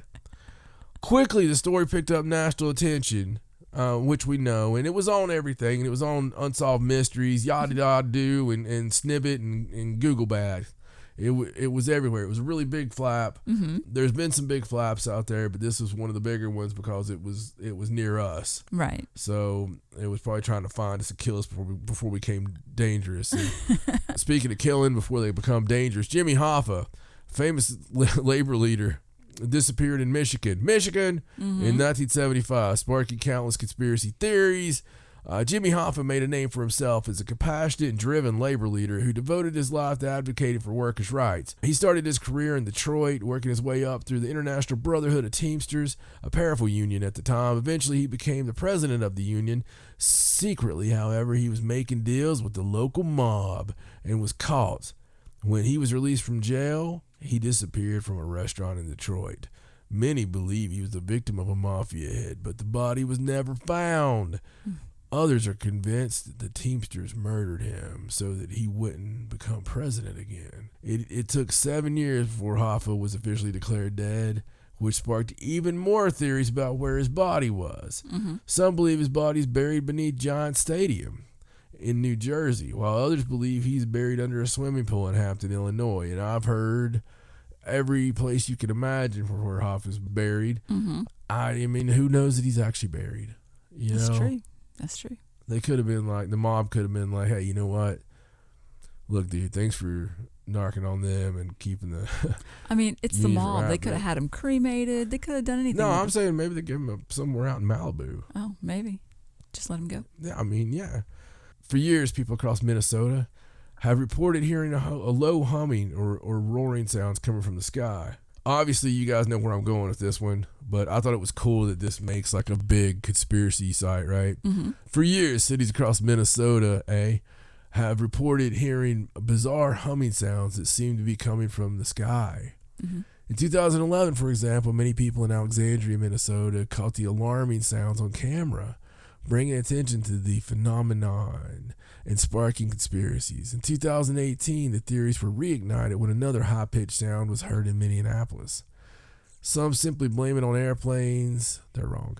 But others think the sounds are far more sinister. They're wrong too. They believe the sounds are from extraterrestrial beings or secretive military training. Does anybody not think other dimension? Because that's what I think. Mm-hmm. Kind of like the cities in the sky and all that stuff. But everybody knows skyquakes. Mm-hmm. Sky sounds. All of those mysterious booms. Mysterious booms. All just one big, huge conspiracy theory. And you can find them daily. Mm-hmm. If you look, you're gonna find them all the time. They sound like heavy machinery, mm-hmm. and it sounds like it's coming from another place. Mm-hmm. And it's absolutely terrifying when it happens to you because it's happened to us. Mm-hmm. And the mysterious booms are just fantastic. They usually happen for a good little piece of time. Right. But, we love that. Everybody knows that listens to this. If you're a first-time listener, you'll go back and find out. Here's one I kind of believe, and I might get one of my friends in trouble with this.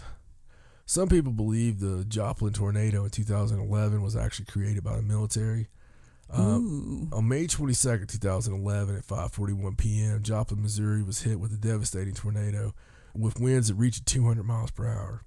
The tornado leveled the town and killed 161 people, guys.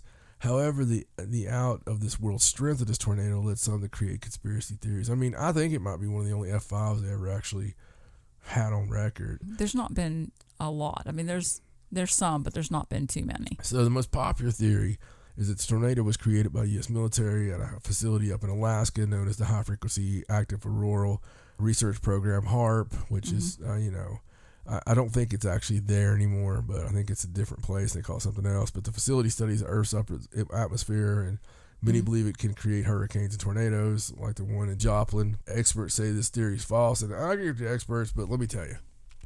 So I can't say too much about this, but let's just say hypothetically I had a friend, and that friend was in pretty high up in the military somewhere and talked about something with a place that we were messing with right at the moment, and they had done something to us and we needed to strike back, but we didn't strike back, but we did. And that person said, oh, hey, you didn't see that the weather caused that big massive earthquake they had that caused their power station to go out. Yeah, just saying, if you had the power to mess with weather or mess with things like earthquakes and whatnot, you might want to keep that secret. Yeah, that's true. I mean, you might just want to keep a secret because, I mean, I don't know ethically how the world would look at that. That's true. It's kind of mega mind master evil. And, I know that that's a big conspiracy theory, but it's not like we don't know that they use weather modification in certain situations. Like maybe they seed the clouds and make it rain and stuff like that. Right. I mean, if you had that technology, why would you stop there if you thought you could?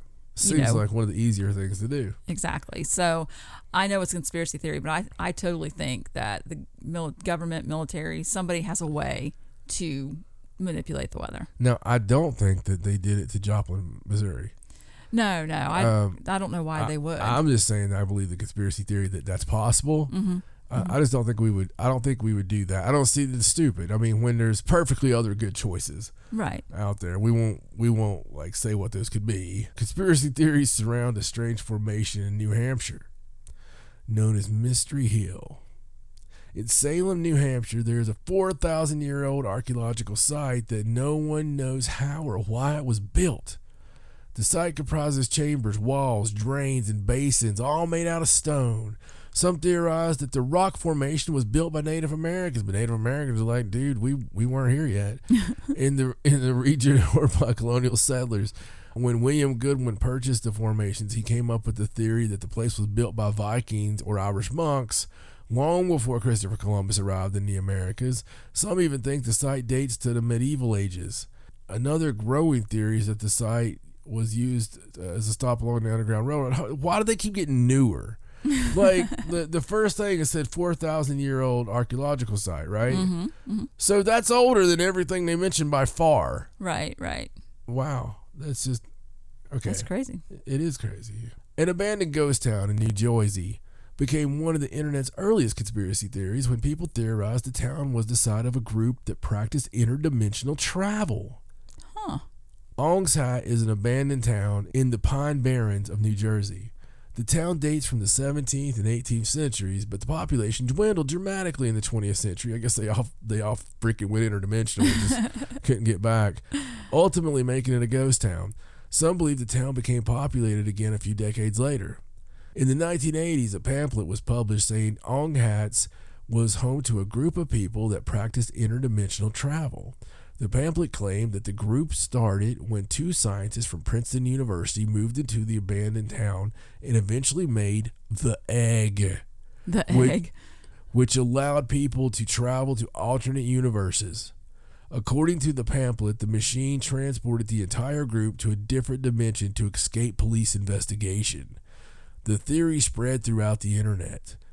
Although some people have come forward to claim that they were part of this group at Ong Hat, there is no evidence that this group existed, but also there is nothing contrary to it either. So that's pretty crazy. That is crazy. And let me tell you the craziest part about this one. Now, don't be that guy that goes, oh, you never heard of that? I don't think I've ever heard of Ong Hat. As much stuff as I've read. Right. I don't think I've ever heard of that either. I mean, that's really, really crazy, especially as close as we were to it. The Masons hold an annual meeting in the Malheur Cave in Oregon, sparking conspiracy theories. The Malheur Cave has a long and interesting history dating from the pre-colonial era. The 3,000-foot cave was once used by Native Americans, but is now owned by a Freemason group called Robert Burns Masonic Lodge.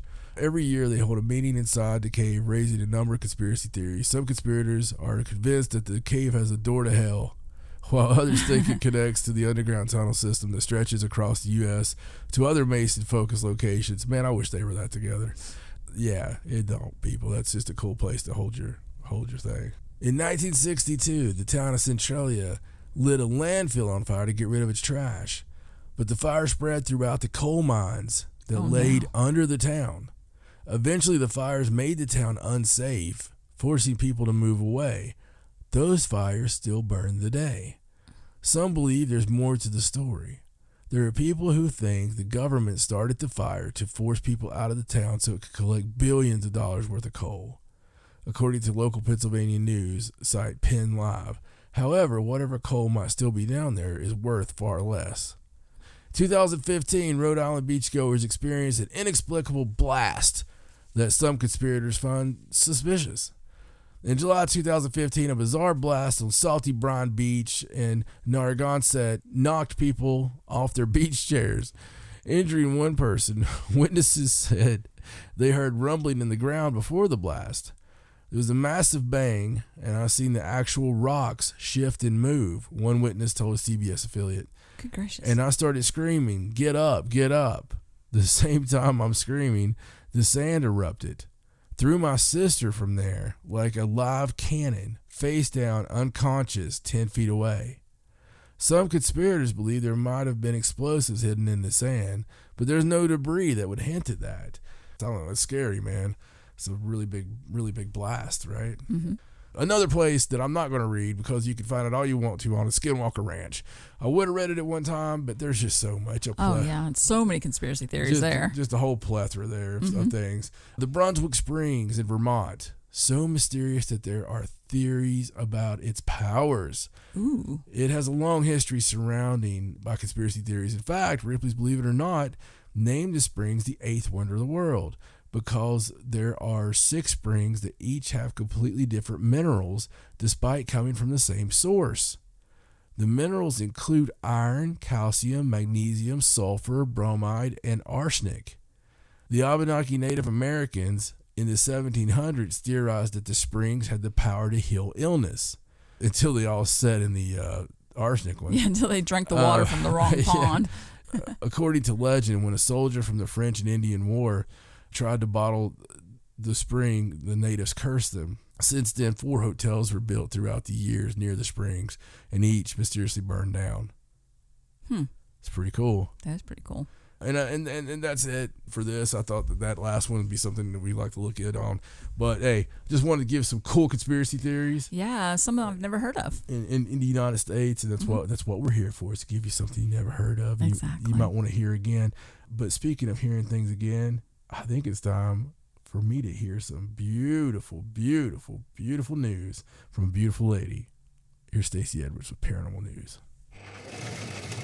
Coming to you direct from the Sideshow Intercontinental Center for Strange Events and Odd Irregularities. She's more stealthy than a Cold War era spy, if it's from beyond the grave or above the sky. There's only one girl who looks under every rock to see. She's got your mysterious goodies, and spells Stacey with an E. It's now time for Stacey Edwards and Paranormal News. All right, so let's get to the news. Let's give a big shout out. Okay. I'd like to give a shout out to, I believe in our veterans, and this is not one of them, but I would like to give a shout out to Colonel Linda Sanders. No, I don't think she's a colonel. Okay, all right. No relation. No relation. No relation. What about Barry Sanders? I mean, I don't really know. Maybe. What happened to Barry Sanders? I don't know. He was just running one day, and then he was gone. It was kind of like Forrest Gump. Yeah, we just started running, and then I started to run. Jenny, why are you such a whore? I just wish you'd have noticed once, you know? It's not a cute story. She was just terrible. She was horrible. She didn't even come back around till she caught the AIDS. It's a good movie, though. Yeah, it's a good movie for people that like to be hurt all the time. Yeah, Linda, hey, how's it going? Are you listening right now? This is for you. This is just a straight up shout out. And that shout out is saying, no, we see you. And you're going to get your live show. So Linda pledge hammered on up. She did. Linda was already a patron, but she upped her pledge so that to get to the $25 level. To become a patron saint. So she thought we should have called it that, huh? There's still time. So because at that level we do, the live show once a month. Do you want to make it the patron saints? No, we should not do that. Why not? Because we could have patron saints. We could have we could go all the way down to what's a low saint? Is there a lowly saint? I don't know. You just kind of did a miracle, or I don't there's, really know. There's rumors and allegations of miracles. I think once you're sainted, that's it. Well, I listen. You get the title, regardless of how good your miracle was, or yeah. But what about when your miracle was something like you drove the snakes off an island? I'm looking at you, St. Patrick. I thought it was real, man. I thought it was real. Is St. Patrick actually a saint? Is that just an honorary title? Do people pray to him? I honestly don't know. Oh my God. If he's called St. Patrick, he's an actual saint. There's no honorary saints. We're not. What about the New Orleans Saints? It's not like when you're knighted in England now and they call you, sir. Sir. You're not really, fighting in armor and stuff. It's an honorary thing. Because there's not been a fight. Are you telling me that every man over there that's become a knight and has been knighted has not thought in his head, you know what? If it hits the fan, I'm totally putting it on. Do you think? Do you think there's a chance once you're knighted you could be called into service? I bet it's part of it. I bet it's part of it. This whole time, the Queen's been trying to get strong DNA. It's like I bet it. Oh my God! It's the night draft. It's the Queen. It's the Queen. My God, the reptilians. You don't understand. I bet it goes on after their death. It's gonna. So they're just marking you. Really. Yeah, it's like those. It's like the scary bastards in the mountain, like on Lord of the Rings. That makes no sense. All those scary ghosts in the middle of the mountain. Right. That's what they become. I see. Yeah. And they just say some confusing British stuff, and they get you stuck in some kind of weird contract. You don't know what you're doing because the British people don't understand either what's being said. They just go along with it because they don't want to look stupid. They're like, oh yeah, you see those Yankees over there? They don't know what we're saying. They're like the older kids at the back of the bus. They're like, hey, you want to hear the joke? Yeah, sure. What about it was her. It's a cervix, dude. Do you even know what a cervix is? Yeah, of course. Of course I know what a cervix is. You bet you don't. Hey, Edwards don't know what a cervix is. We all know. I used to hate school so much. It was always something new every day. It was always something new. And it was always some dirty word or some body part or something you're supposed to do with something. And they would always pick on me because I was the youngest kid, man. It was like a bunch of 7th graders and a kindergartner. Right. And they'd be like, do you know what you do with it? No, pee? I mean, I think. I mean, if not, I've been doing it wrong for 6 years. I mean, so wow. Sorry. So anyway, thank you, Linda. Linda, that was all for you. For becoming. And just wait, because when it's live, oh baby, when it's you get all those little bits that I just cut out of that. yeah, you get all the bits. In fact, we could just call it bits. All the bits, because there ain't gonna be no editing. Oh, I'm gonna develop a Twitch or something. What do you mean develop? Oh, you didn't know. All right, shall we get on with the I'm news? waiting on you. Okay. All right, first story.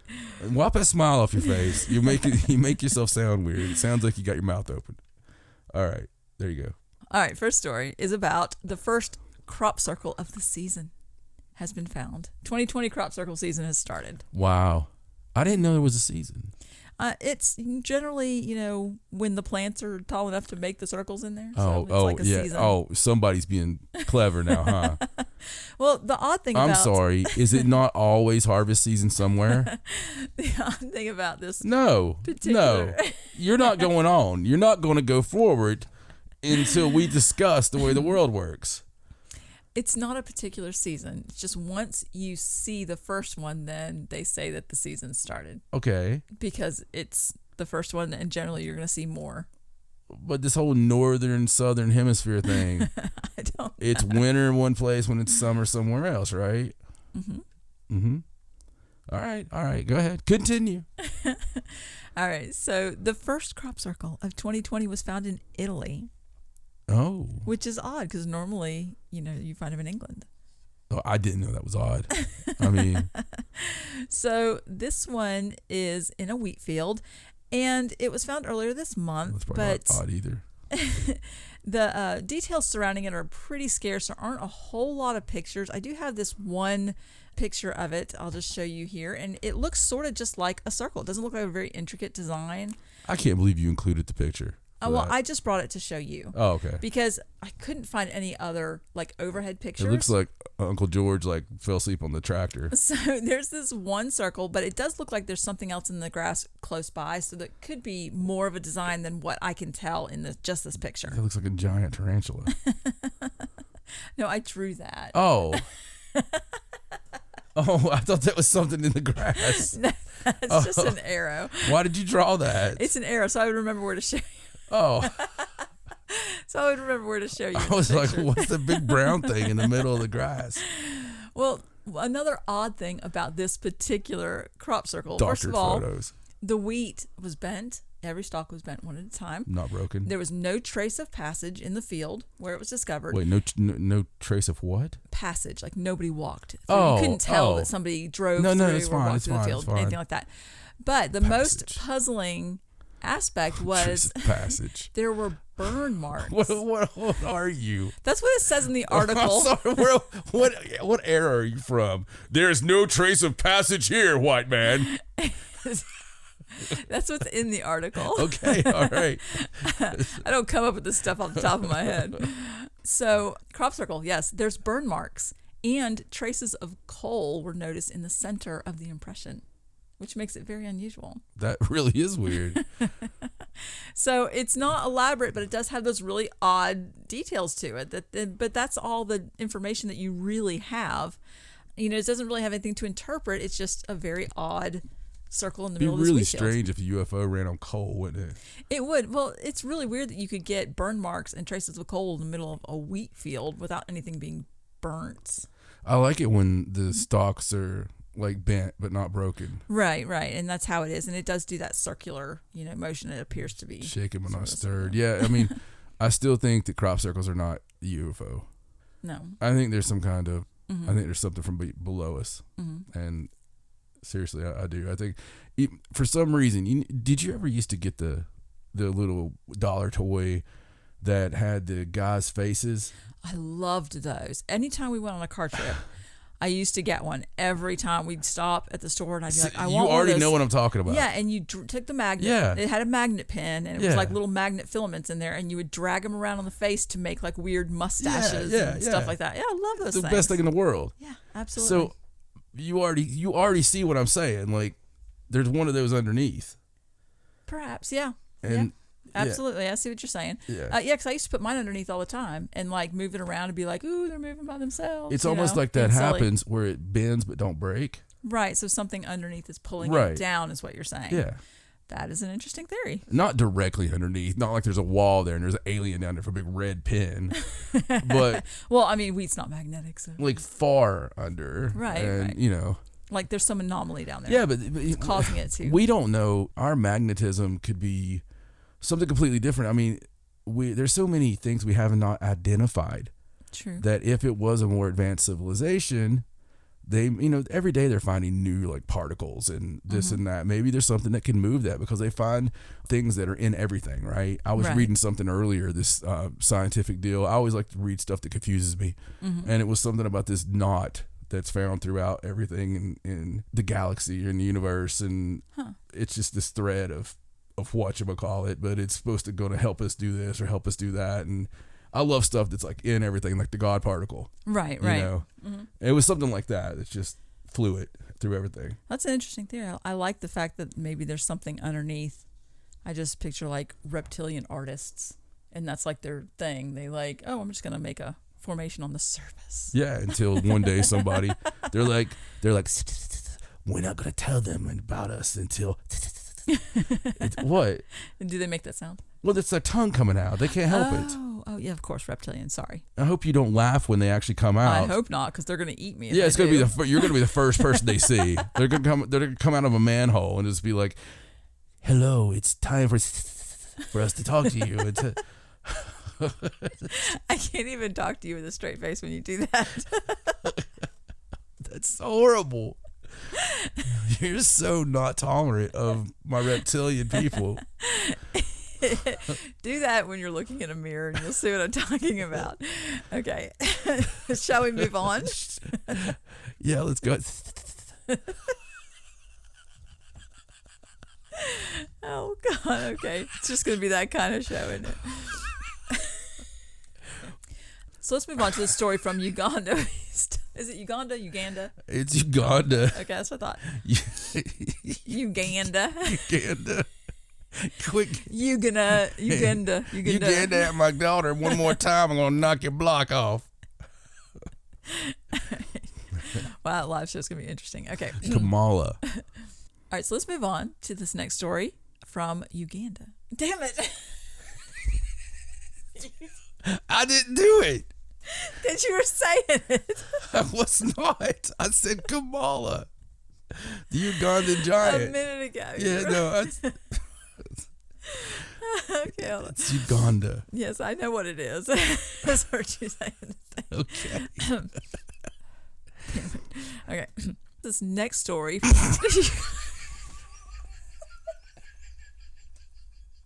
Stop laughing. I'm sorry. I was trying to hold it. Okay. All right. So let's move on to the next story from Uganda. And this is about an alleged encounter with the Virgin Mary apparition. No, but that's not funny. You guys don't understand. She's probably cut a bunch of this out. I've had to cut. I mean, it's like 5 minutes of us laughing uncontrollably. I'm not laughing. I got to let you know, I'm not laughing about the Virgin Mary, because I don't want the Catholics writing me again about all the anger. Holy Saint Brains caused me a lot of problems that episode. Yes. So anyway. All right. So Virgin Mary apparition. So this started a couple of weeks ago in the community of Monaco, where this woman claims to have spoken with the spirit of the Holy Mother.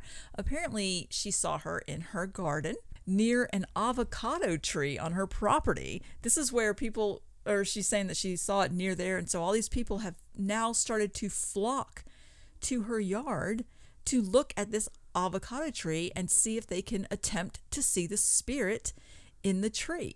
Now, I hope it's not like that one you had a few weeks ago that had that creepy Jesus in the tree. No, this is. Oh my God! This is more of like a vision, and the Virgin Mary. I'm still haunted by that. That was really creepy. Yeah, it was. Well, the woman that originally saw the Virgin Mary claims that the message that she was given was to fast and stay in her home. I guess because I wonder if her husband told her that's what he heard it say. She's like 400 pounds. No, I believe she lives on her own. The Virgin said for you to fast. And something about oral. Well, even though she had to stay in her home, somehow it leaked out that she had seen this. And people started flocking, even walking from as far away as Congo, the Republic of Congo, wow, which is miles and miles. Passage from Congo to Uganda. And when I was reading this article, I found this one article on this site called The Red Pepper, and it's sort of like a Ugandan site. And so it was written in English, but it was a little bit weird. The phrasing and stuff, which is understandable. But apparently they had a reporter that went, quote, undercover to get there because, it's lockdown. You're not really supposed to be out looking for apparitions of the Virgin Mary. Right. And so they wore like these raggedy kind of clothes, tried to look sort of like a farmer, and just sort of walked at night over to this yard and noticed that not everybody was taking the streets because there was security out. People were walking through farms and things like that, and a lot of the farmers were upset because a lot of their crops were being destroyed because it wasn't just a few people or 100 people. It turned into thousands of people that flocked there, and so the security was there. They didn't run the people off exactly. They just sort of wanted to make sure that people sort of didn't cause more problems than they needed to. But they, asked a lot of people what they thought they saw, and they claim that they see a spirit that, is holding her hands out and turns to look at people. And it's very strange that not everybody sees it, but some people do. And it's all, around this woman's yard and this tree. And supposedly, the sightings were only supposed to last until a certain period of time. So that's why people were trying to hurry up and go and, see if they could see this vision. What's the period? What's the period of time? I know it started at the beginning of the month, and then I believe it was this past Sunday. I think she was supposed to depart. So, not sure the purpose exactly. That one woman, claimed that she did get her own message. But so nothing for the church, nothing that's going to... No, but there is a father that is looking into it, a local priest. He has been talking to different witnesses, asking them what they've seen. He went to the yard. I believe he's the head of the local Catholic parish there in the area. Didn't say anything, didn't give an opinion on it. He's basically just collecting as much information about the sightings as possible, but not giving any kind of verdict to the veracity of the reports, which, they won't do. Clearly, they're just going to investigate it first. But it seems like there were a lot of witnesses. And that article that I was reading where the guy went undercover, he also talked to, he was talking about this one woman, I believe, that walked from Congo, said she was carrying all this stuff to make it look like she was a farmer. But she just walked to that place and then stayed for a while and then gathered all her stuff up and walked back because she didn't want to be questioned as to why she was out. She had wanted to make it look like she was out to work. Right. So very interesting, and interesting that all those people would consider breaking quarantine, to see that. Yeah, it's the Virgin Mary. It is. So I'd break quarantine to go see. Seriously, somebody said there's an apparition of the Virgin Mary that just showed up at a bar in South Carolina. I'm gonna go. Yeah, I would go see. But I don't know if that is foreboding message or if people found it comforting. I don't know. You know what is foreboding to me is all these visions of Jesus and Mary and chains and stuff. They're all happening outside the United States. Have you noticed that? Well, do you think someone in the United States would admit if they saw it? Are you kidding? Of course. I guess they would. But we get a lot of weeping statues and stuff. No, not really. I think that's just because the religious ghosts don't realize the borders. I think they think they're still in Mexico. Oh. Because if you think about it, a lot of it happens in New Mexico. They've just accidentally gone a little too far. They're like, that was so sorry. We believed you were still Mexico. We'll passage back to Mexico safely. Perhaps. Yonder on. All right. Well, let's go on to this next story. And this is about a So what do you think about it? What do I think about the... You can't just give me the Virgin and leave. Honestly, I don't know. I believe that this... I really want to know. I'm trying to tell you. I know, but I want you to think about this for real. So all these people are saying they see the Virgin Mary, and which is a pretty big deal. A few weeks ago, we had the one about someone seeing Jesus in the tree, which was really strange because it was the artist's rendition of Jesus. Right. But it was there. We saw the picture. Right. Somebody took a picture of it. Very freaky. Yes. So what do you think? In this case, I think that people probably are seeing something. I don't know if it's actually the Virgin Mary. It could be anything, but because of their beliefs, their religious beliefs, that's what they want it to be. It could just be a spirit that they're seeing. But now let's play a game. They're thinking that it's the Virgin Mary. It's a new game I want to play. Okay. What would Steve Gonzalez do? So the way we play this game Okay. is you now tell me if Steve Gonzalez was brought in to investigate this case, what is the first 3 things Steve would check to make sure it wasn't a natural cause? Oh, let's see. Well, he would definitely check all the lighting in the area to make sure there was no kind of like reflection or it wasn't some sort of weird sun. Just something happening there.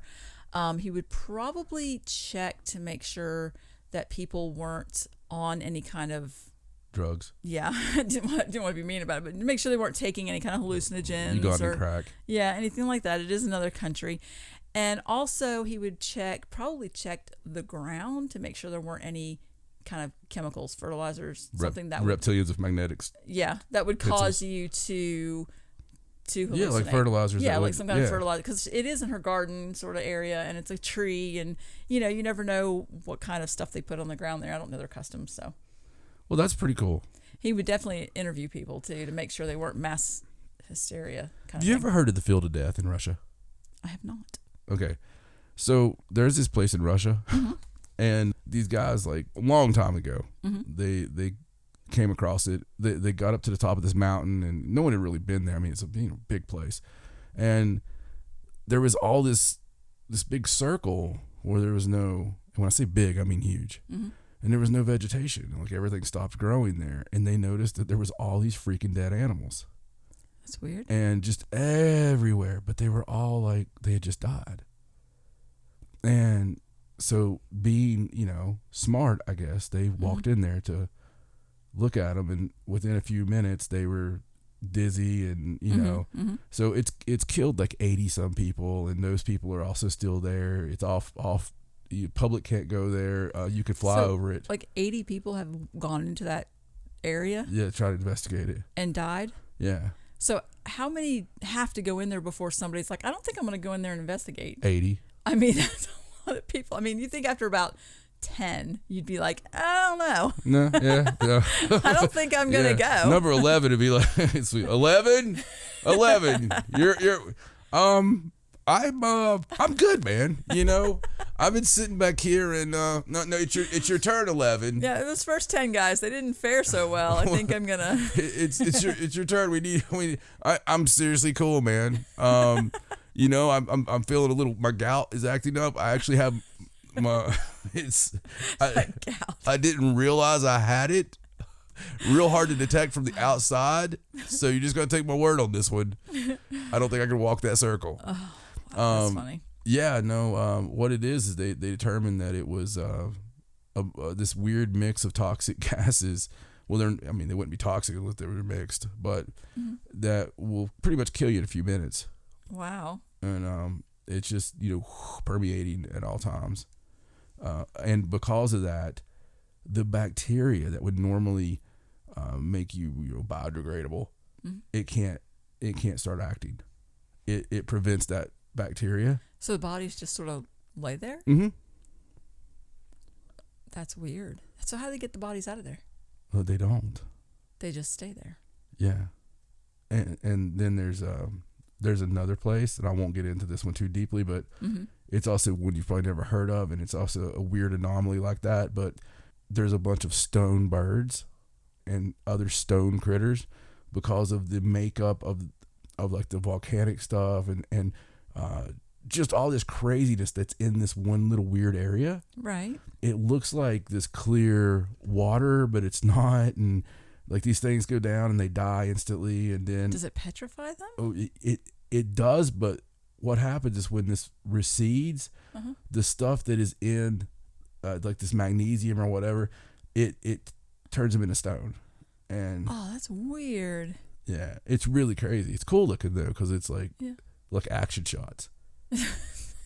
That's terrible. Well, I mean, like it's like dying as a action figure. I mean, like it's really cool. That could be the way to go, instead of because people usually die off their tongue hanging out and right, half their head, stuff like that. It'd be much better like if you died like a Cal Ripken Jr.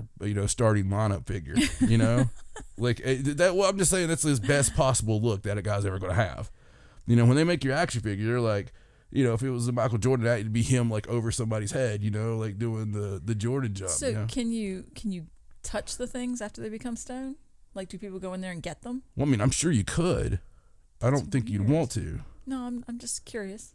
There's pictures of it, so I don't know. Yeah, no, and I only know enough about these two places to be dangerous. I was looking up weird places to die. Oh, I see. Don't even want to know why you were looking that up. Well, I got bored. Clearly. Okay, let's go on. Okay, let's go on to the story about this Bolivian orchestra. Bolivian. So, a Bolivian pan flute orchestra. Oh my God. I have to see this. I have so many questions. They traveled to Germany back on March 10th, right? Because they were expecting to perform at this music festival. But the same day that they arrived, Germany announced its ban on large gatherings. So they weren't able to do the festival. But then you don't want to piss off the pan fluters. But that was swiftly followed by a full country lockdown. And then a week later, Bolivia closed its borders. So this entire group, it's over 20 members, are stuck at a haunted German castle where they were staying when they came over to do the festival. Freaking awesome. It's a 600-acre estate, and it's surrounded by 23 packs of wolves. And the castle is haunted by the ghost of Frederick the Great. And they're stuck there, been stuck there since March 10th. That is amazing. Isn't that crazy? It really is.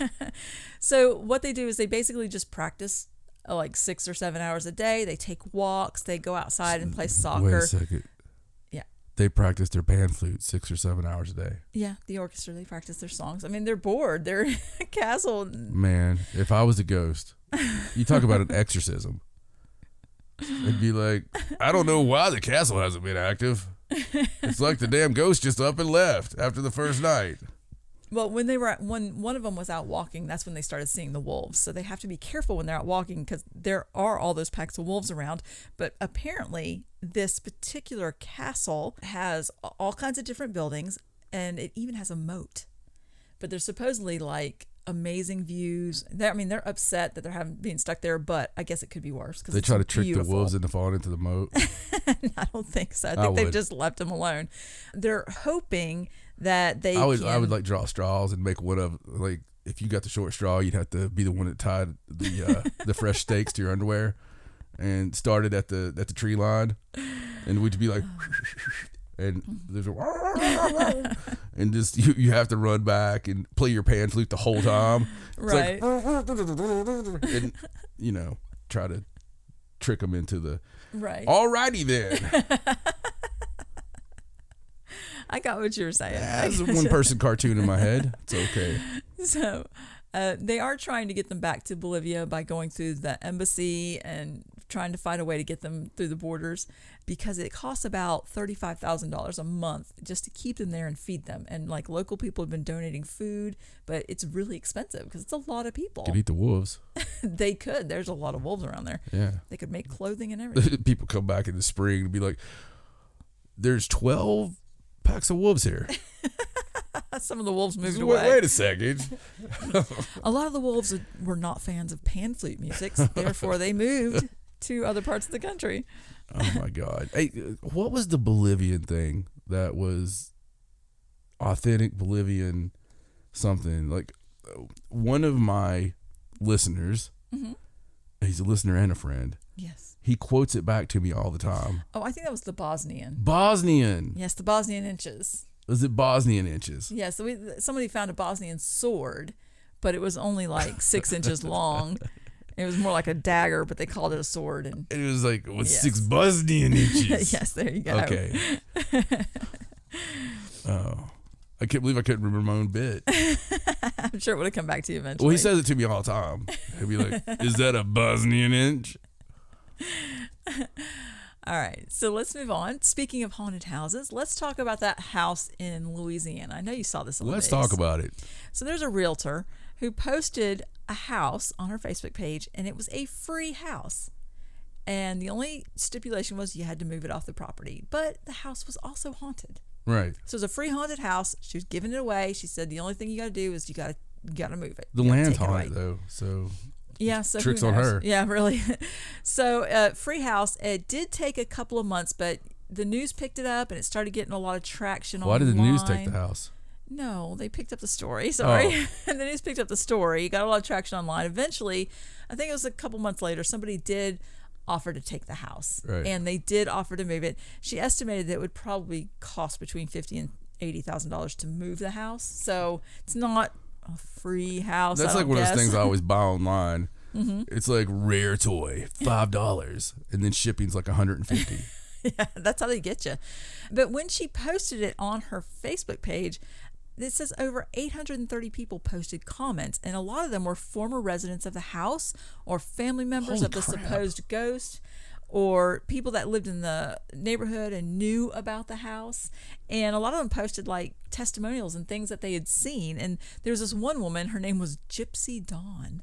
I don't know if that's her real name. What is this, like some kind of flap house or something? No. Wait. Flop house.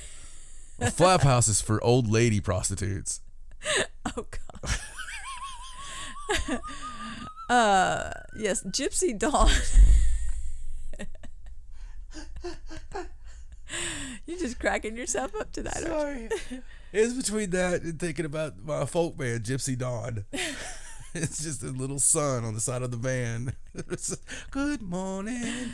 Oh, give me a second. That's okay. Oh. It's back to Gypsy Dawn. Gypsy Dawn. We're calmed down now. She put a comment on the post that said she was the last tenant that lived there before it was an abandoned house. And she said she loved the property, but that the house is quite unsettling if you don't enjoy communing with the spirit world because they speak loudly there. Well, that really depends on your definition of communing. True. I would dare say Gypsy Dawn's idea of communing and communal is a bit different than mine. Probably. Well, it does. They did say, and there was another article where it said that the home was built in the late 1920s to 1930s. Wow. And it housed several generations of the same family over the years for a while. And the spirit that they believe is in the house is of this woman named Adele. And she died in the home when she was 90 years old. Wow. And so they believe that that is who the spirit is that's there. Now, this other article that I found is a story about some ghost hunters that were at the home investigating it, I guess after it was abandoned. Yeah. And they basically were just telling their experiences. They ran out of the house. Oh, wow. That's how bad it got. It's never got that bad. Well, supposedly the ghost hunters were Greg Matlock and Cindy Parr. And they claim that they saw doors open by themselves, that the lights switched off, their batteries, like you couldn't even keep batteries in that place. They would just drain them constantly. And the second time they went in, they tried to stay the entire night, and it was just they lost batteries over and over and over. The flap house. And so they did that thing where they asked for a sign if the spirit wanted them to leave, and a light went off. And so they were like, okay, but they didn't leave. See, that I think that's where they made their mistake. Right. You can't say, show me something and we'll leave, and then not leave. Right. You got to hold up your end of the bargain. So later on that night, he was walking towards what used to be Adele's room. And Adele was a small woman. She was only like 4'9". She was just a tiny person.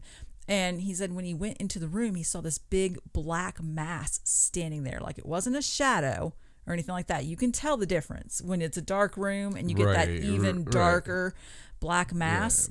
Yeah. And he said the figure was huge. It was about 6 feet tall. And he just was like, I'm done. That's it. And they left.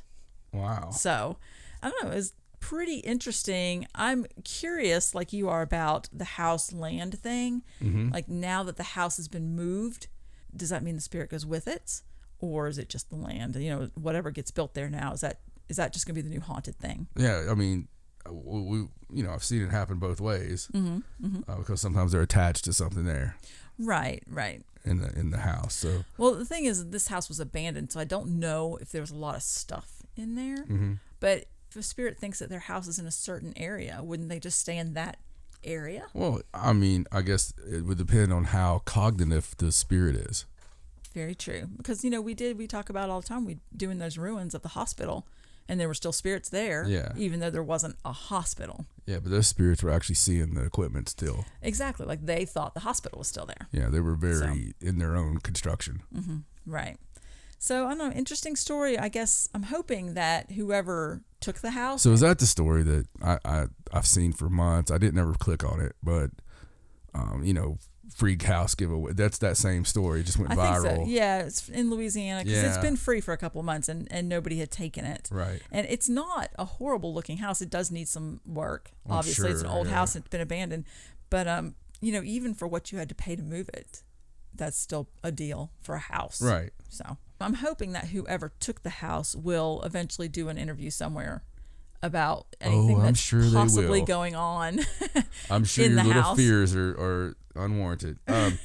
So I don't know if anybody out there has a castle and needs some tenants. Right. Wants us to come and just see, and I'm up for it, man. Seriously, I'm up for it right now. Just let me know. The more Irish, the more darker, the more faster that I'll be there. Mm-hmm. So I don't know. I would do it, wouldn't you? Yeah, I think I would do it. I mean, seriously, I don't care. I mean, if it's a beautiful home, I give a damn how haunted it is. I mean, you just have to learn to live with them. And Exactly. Everything can be worked out. I say that now. Yeah, I know. We'll get a call tomorrow from Lep Castle. Well, oddly enough, I was hoping you'd stay here with the incubus and the succubus. And All right, so let's move on and let's talk about India's first paranormal helpline. Oh, wow. Yeah, so... Been waiting for that. Do you think it's got the same wonderful service that their tech lines have? I have no idea. So it's Excuse me, sir. Hello, my name is Bob. So this paranormal helpline was started by something called the Paranormal Company, and it provides free assistance to spread awareness against blind faith, superstitions, black magic, witchcraft, and overall paranormal awareness. And it claims to help the following people who claim to encounter a ghost or any other paranormal incident around them, or people who have doubts or curiosity to know about ghosts or spirits or black magic or anything related to the paranormal world. Basically, if you have a question or if you think you have a problem, you can call and get some free assistance. Yeah, okay, look. Indians, they're not exactly the most compassionate people. So, listen, I'm just telling you, and this is not, you got to understand. When I say this, it's with all the love of somebody who talks to someone from India every single day. Mm-hmm. I know how flat out they are when they're trying to help me with something. Mm-hmm. They'd be like, "No, sir, no, so sorry. It is you are fucked." It's just always very straightforward. Right. So I just got this weird feeling that it's going to be like, yes, yeah, this is really bad. Yeah, I'm in New Delhi. No, I've been seeing this thing and witchcraft is fake. I mean, just you stupid. Just whatever. For some reason, it's a Chinaman that's there. I have no idea. Maybe they just sublet the work. So this guy that does people in India have people from China that do their calls. There you go. It's those dead telemarketers from China. The person that does this call line has been a paranormal investigator for many years. And the thing about this article is he's talking about how the calls have amped up and he's receiving 8 to 10 a day. And it's only been going on for a couple of months, like 2 months. So it says that he's been receiving various calls of people claiming to see a ghost or hearing some unusual noise or feel like someone's constantly watching them during the quarantine. Mm. So it's possible it could just be this whole quarantine thing where people are starting to get kind of paranoid about being in their house all the time. Right. Or it's something we talked about, which what a wonderful time to be a demon. Right. When everybody's stuck in their house. I mean, if somebody doesn't write a good horror movie about this, where you're stuck in the house, you can't leave, and all of a sudden it's actually demons that decided to make this happen, and because they all are, they're tired of chasing you around. Yeah, they're just tired of it. They get together and they're just like, what can we do? Well, this year's plan, all the old plans you see, and this is like it's over on the side, you know. They number them. Yeah, and you would have to make them something funny, like something we dealt with that was a big deal at the time. It's not a big deal now. Right. Have all these different, you know, like bird flu and all this stuff, and. Well, on the same sort of note to that, speaking about people having more paranormal experiences and quarantine and stuff, there have been a lot of articles that I've seen lately talking about people claiming their houses are haunted now that they've spent more time in their houses. Right. And I picked this one particular article. This is a New York Times article, and the headline just says quarantining with a ghost. You know, it's like a question. It's scary. And the reason I picked this particular article is because all the articles like this, it just sort of goes down through different people and their stories, you know, and what they claim they're hearing or what they claim is happening. And there's two things in this particular article that I thought was really interesting. The first one was this woman named Madison Hill, and she's having to quarantine in Florence, Italy, and she's with her boyfriend in an apartment, and she's originally from Charlotte, North Carolina, and she's always had suspicions about her home anyway. But now that she's having to stay there all the time and work from home and be home more, she's been noticing, she's had this sense that someone was watching her with doors slamming and like towels on the floor in the bathroom. Like it's centered around the bathroom mostly. So a few weeks into the quarantine, she woke up to find something on her nightstand that didn't belong there. And this is what I thought was really interesting. It's a camera lens. And it was a camera lens that she brought with her from the United States, but she lost it when she moved in and had no idea where it was. And she had given up on ever finding it. She thought it was just gone forever. She woke up one morning and there it was on her nightstand. And she said since then, other small objects have moved in the apartment to strange places, like a set of keys and just different things like that. Like she takes it as a really mischievous, like playful kind of thing. But, you know, or super helpful. Yeah, it was really weird. And she said that she's just going to take that as a sign that she needs to pick up her old hobby. Like she's just taking it as a positive thing. Like, oh, here's this camera lens. I need to get back into my photography, which is a great way to look at it, I think. Yeah. But it's weird. It's totally not what it is. That's an Italian ghost. You know what he's insinuating. So you like? She is only 24. So you like photography? You know what I mean? You know what I mean? Of course you do. Of course you do. Wink, wink, nudge, nudge. So another thing about this particular article is... Take pictures? Does she take naughty pictures? Does she like sport? I don't know. I love that skit. Another thing about this particular article is they talked to John Tenney. Oh. Our friend John Tenney. And they asked him his thoughts on the whole situation.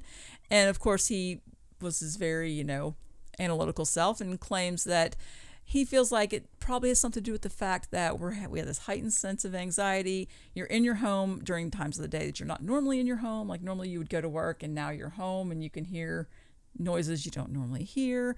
Could be stuff like that. You're hyper vigilant all of a sudden. The whole point is he's had more calls also, just like this other helpline has. Like he's been getting more calls in you know, his voicemail and stuff. And he's just saying that think about where he lives. That most of the cases are most likely explainable. That's what he said. And for those reasons, which is probably true. But that one woman in Italy, I don't think that's something that's explained away easily. Was she hot? I don't know. It just says that she's 24. There's no picture. She's hot enough. I mean, at 24, she obviously has money to move from Charlotte to Italy. We should go help her. You think so? I mean, she lives with her boyfriend. Oh, yeah. I mean... Well, anyway, it's an interesting phenomenon. There are a lot of articles out there. If you just look it up, there's several, like I think every news station has done their own version of the who's hearing and seeing what while being quarantined. So some of us just live with that kind of stuff all the time. Yeah, I mean, it's really normal to us. I haven't noticed the boys getting any more anxious. No, me neither. We need to put that question out on Facebook. Yeah, if anybody's had any increased activity since they've had to stay home so much. Well, increased paranormal activity. Yes, that's what I meant. I thought that's what we were talking about. No, I mean, well, there's a lot of increased activity. Baby boom, man. I'm telling you. You think? For people that hate boomers so much, there's a lot of millennials that's going to make a whole new boom. Because you know it's happening. What are we going to call this one? The COVID boom? I don't know. I mean, I seen two people having sex at Walmart. You did not. I most certainly did. And they didn't care. They were in the back of a truck. Were they wearing masks? No, they were, when I say back of a truck, it was like a 2500, and they were in the back seat of the truck. Oh, so it was like a big cab kind of truck. And not like in the bed of the truck. She was sitting on top of him, and yeah, they were just, and there was like a 3-year-old that was in the front seat. Like, that's the reason I noticed, was the 3-year-old was like making faces at me. And oh my God. It was like, were they just like, don't turn around? They were like 3 cars over. And wow. Yeah, it was pretty cool. Interesting. They didn't even look around to see who was watching. It was, Wow. I only watched for 10, 20 minutes. You just glanced. Yeah. You just glanced over. I'll show you the video later. It's right after all the still shots. And then that 3D version I did. And we should figure out who they are and send them a coupon for window tinting. All right. Well, let's move on. The things I miss when I'm grocery shopping, huh? All right, so let's move on to this next story. It's also from India. Ooh. And this one's very strange. It's about a man from Kerala. He has a farm. And for some reason, his chickens are laying eggs with green-colored egg yolks. Oh, my God. Isn't that strange? It is. So this man, what he did was he noticed that his chickens, whenever they laid eggs, the yolks inside were green. And so he posted a few pictures and videos of the eggs. He owns a poultry farm. And then he's been getting incessant phone calls from people, asking about these really weird eggs. And he said that it's been about 9 months ago that they first got an egg with a green yolk from one of the hens, in their poultry. It's just a small poultry farm. And he said they were astonished at first and they didn't use the egg. Like they were afraid to. But then all the eggs that the hen laid were also green. Then they decided to start incubating the eggs to see, what kind of chickens they would hatch. And he said out of the 6 chicks that they hatched from these particular eggs, a few of them have started to also lay eggs that have green yolks. Wow. Isn't that strange?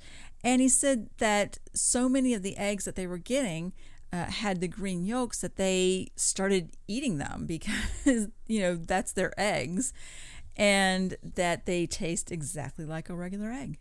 They're just green. So clearly it's obviously something that it's eating or something in the environment. Well, that's what they thought. They thought at first that because there are people now, experts at the Kerala Veterinary and Animal Sciences University, that have started conducting laboratory tests to find out the reasoning.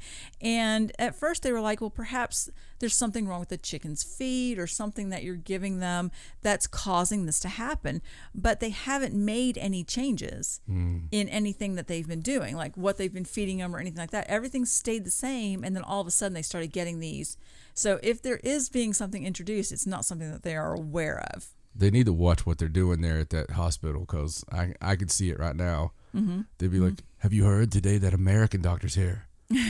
Really? Yeah, he's supposed to be a specialist. Dr. Seuss. Oh, wow. If they get some green ham to go along with that, it's going to be something. It would be.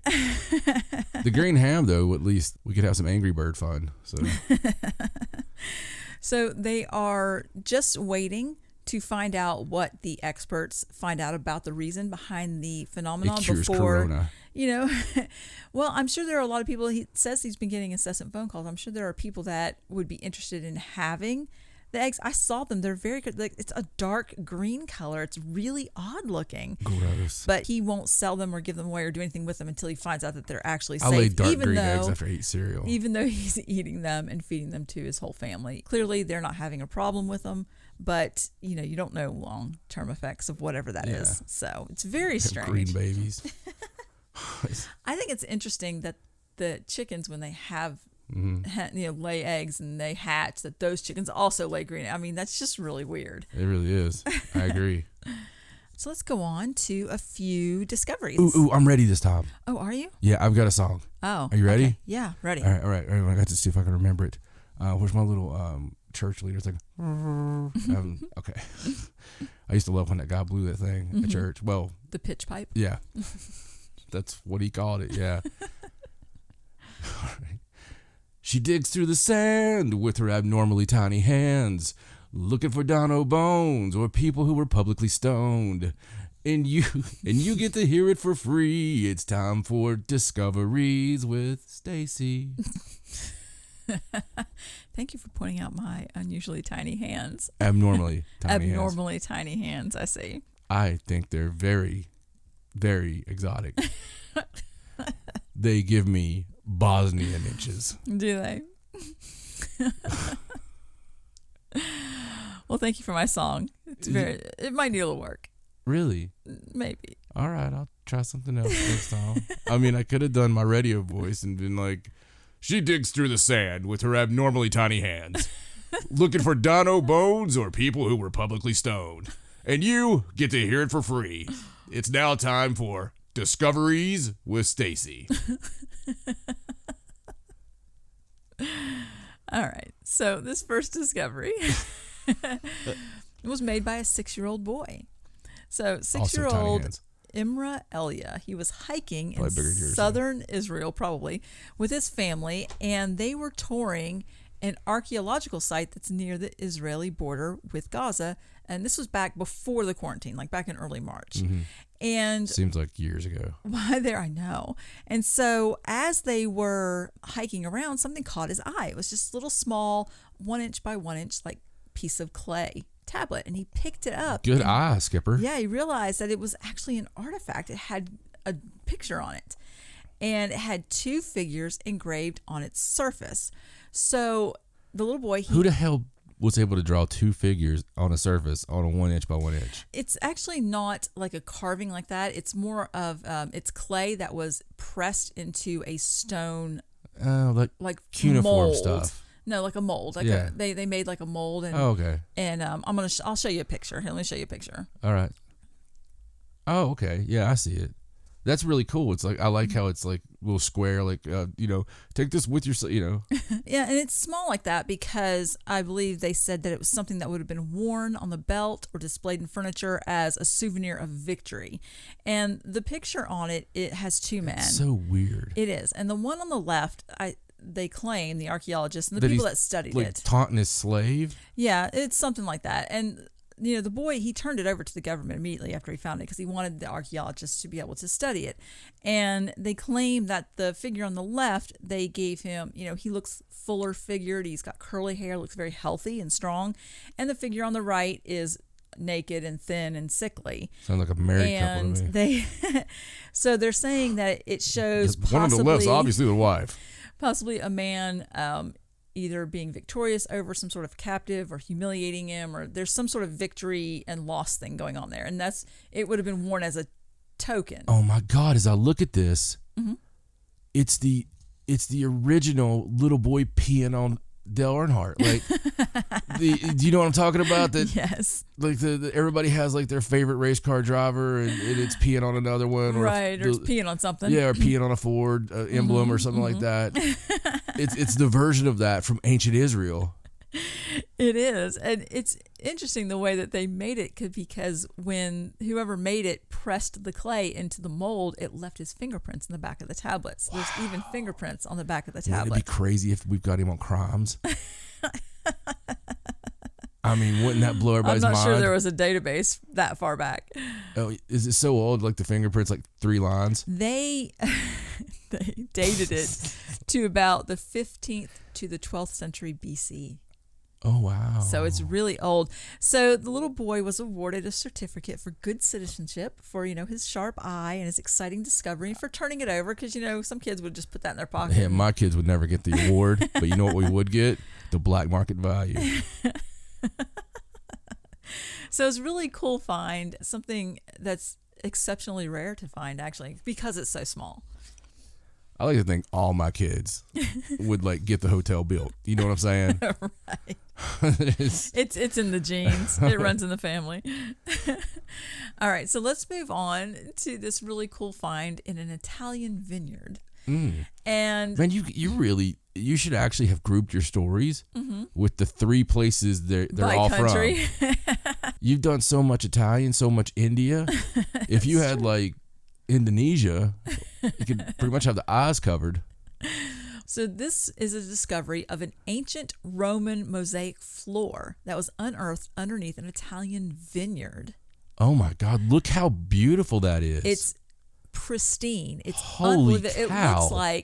It honestly looks like somebody laid a floor and then put big clumps of dirt on it. Oh my Because God. it's so nice.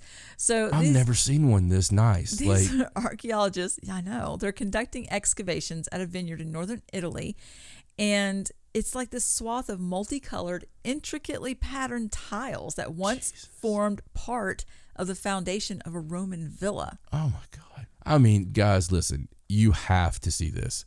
Yeah, I know, Stacey, this one has to be put somewhere. It's so nice. That's so beautiful. They claim that officials first discovered traces of an ancient residence. Like they knew that there had been a residence there in this area back in 1922 when they first noticed it. But it took almost a century for them to return and start actually excavating and digging. They're on our timeline. And they started doing it.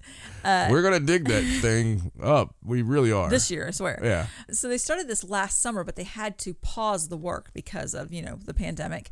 But just 1 week after resuming the excavations, they found the mosaics beneath a row of vines.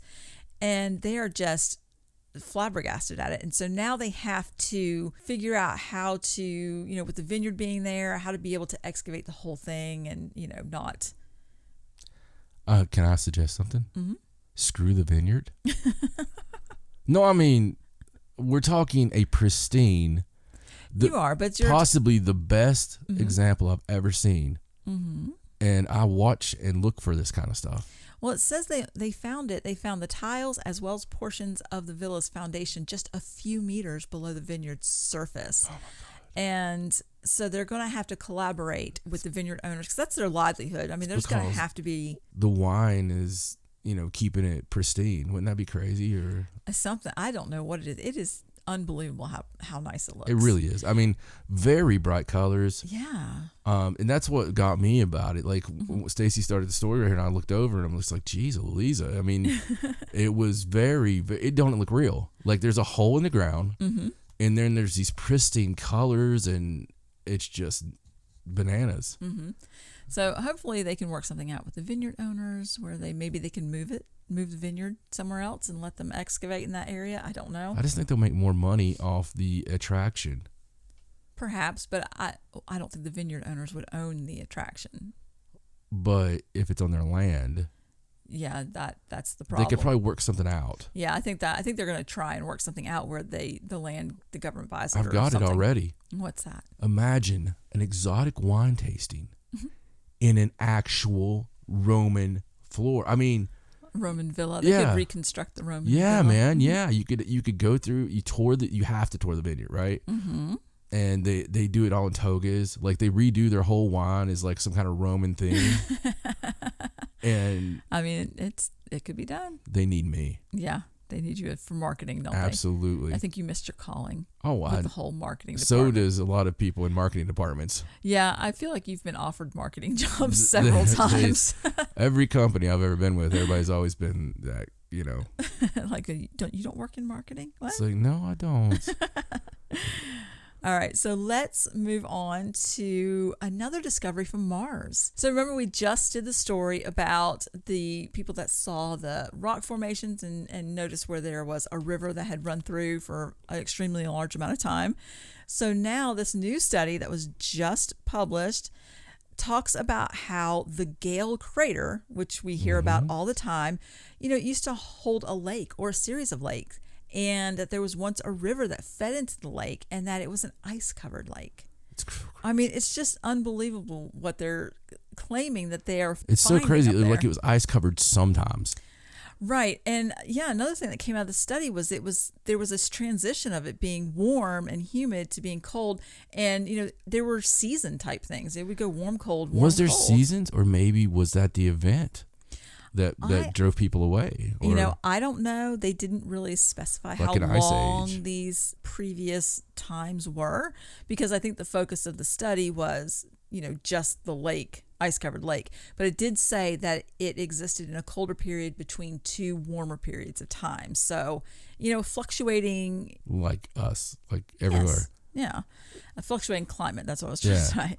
So I don't know. It's crazy the stuff that they're finding up there now. Like just recently, it's like one thing after another, one thing after another. Well, I mean, I think it's cool out of every crater up there that they picked the one that used to be a lake. I don't think that the reason I'm saying that is not some kind of conspiracy. I'm just thinking maybe it was everywhere. Like you could have picked almost any one of them and it was a lake. And it was the same thing. Yeah. Right. Like water was just abundant. And that's what's so nuts about all this, because I fear that water is somewhere in space right now, like just like the rest of that planet with the asteroid belt, or that was a moon of Mars or something. Yeah. And tore the atmosphere away. I really believe that theory. More and more it adds up that maybe we came here from Mars. I mean, anything is possible. Well, it really is, but you got to think, right? Dinosaurs and humans, the big mean old dinosaurs, probably didn't coexist too well. No, probably not. And I'm just thinking, because, you had dinosaurs ruling the earth, but then, boom, it could have all been the same thing, yeah, or it could have been the Martians trying to find a place to go and like, oh, that's habitable. Right. I don't know. It's just really interesting. It is, and I feel like the more things they find that say, water and climate and stuff, the more likely it is we're going to find that evidence. What's so fun about it is it's like a planetary crime scene.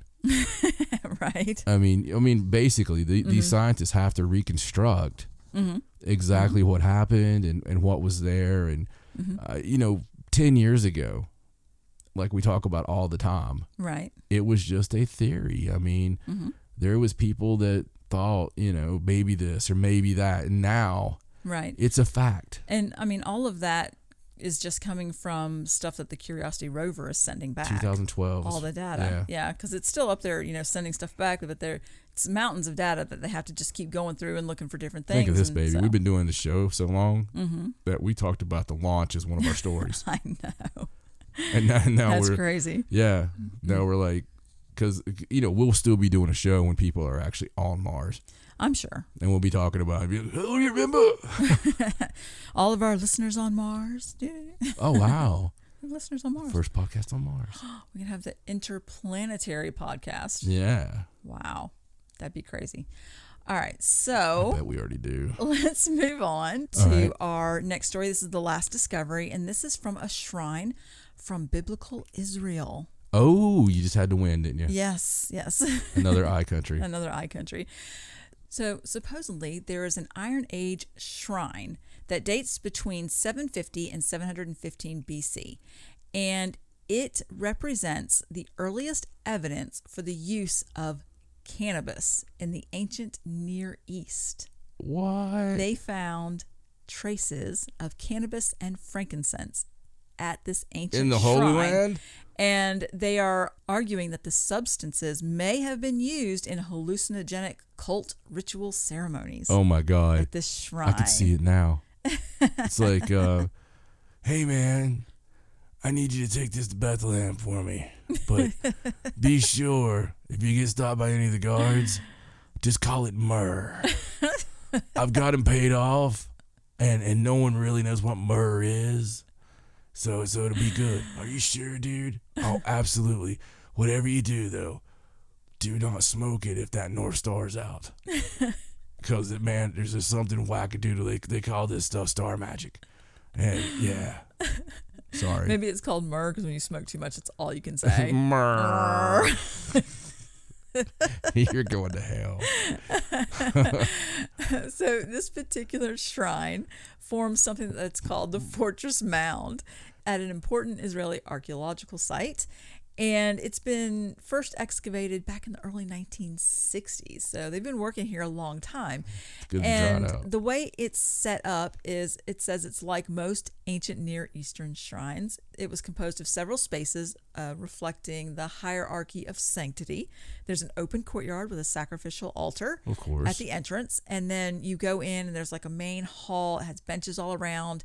And then you go down and they have something called the Holy of Holies and a smooth standing stone. And then there was these two altars, a large one and a small one. And on the small altar was this pile of like black solidified material. It was on both altars. And, in the 60s, they didn't know what the material was. They didn't have any way to really test it. And nobody really paid that much attention to it. So recently, they did some more chemical analysis, with their new technology. And they realized that on the smaller altar, it was traces of cannabis. And on the larger one, there were traces of frankincense. And they weren't exactly, they're not exactly sure how these substances were used. They noticed that with the cannabis, there were also traces of dung. It sounds like the guy I used to buy from. So it would stay hot, yeah, or something like that. And, they don't really know what they've been used for. They feel like the frankincense, because it's very aromatic, that it was most likely to cover the weed smell. Yeah, possibly, because they don't want to get caught. the popo hanging around. They don't want to get in trouble. So they're thinking... Hark. Dost thou smelleth what I think thou smelleth? So they're thinking that, the frankincense sort of gave it a special ambiance to the cult ritual.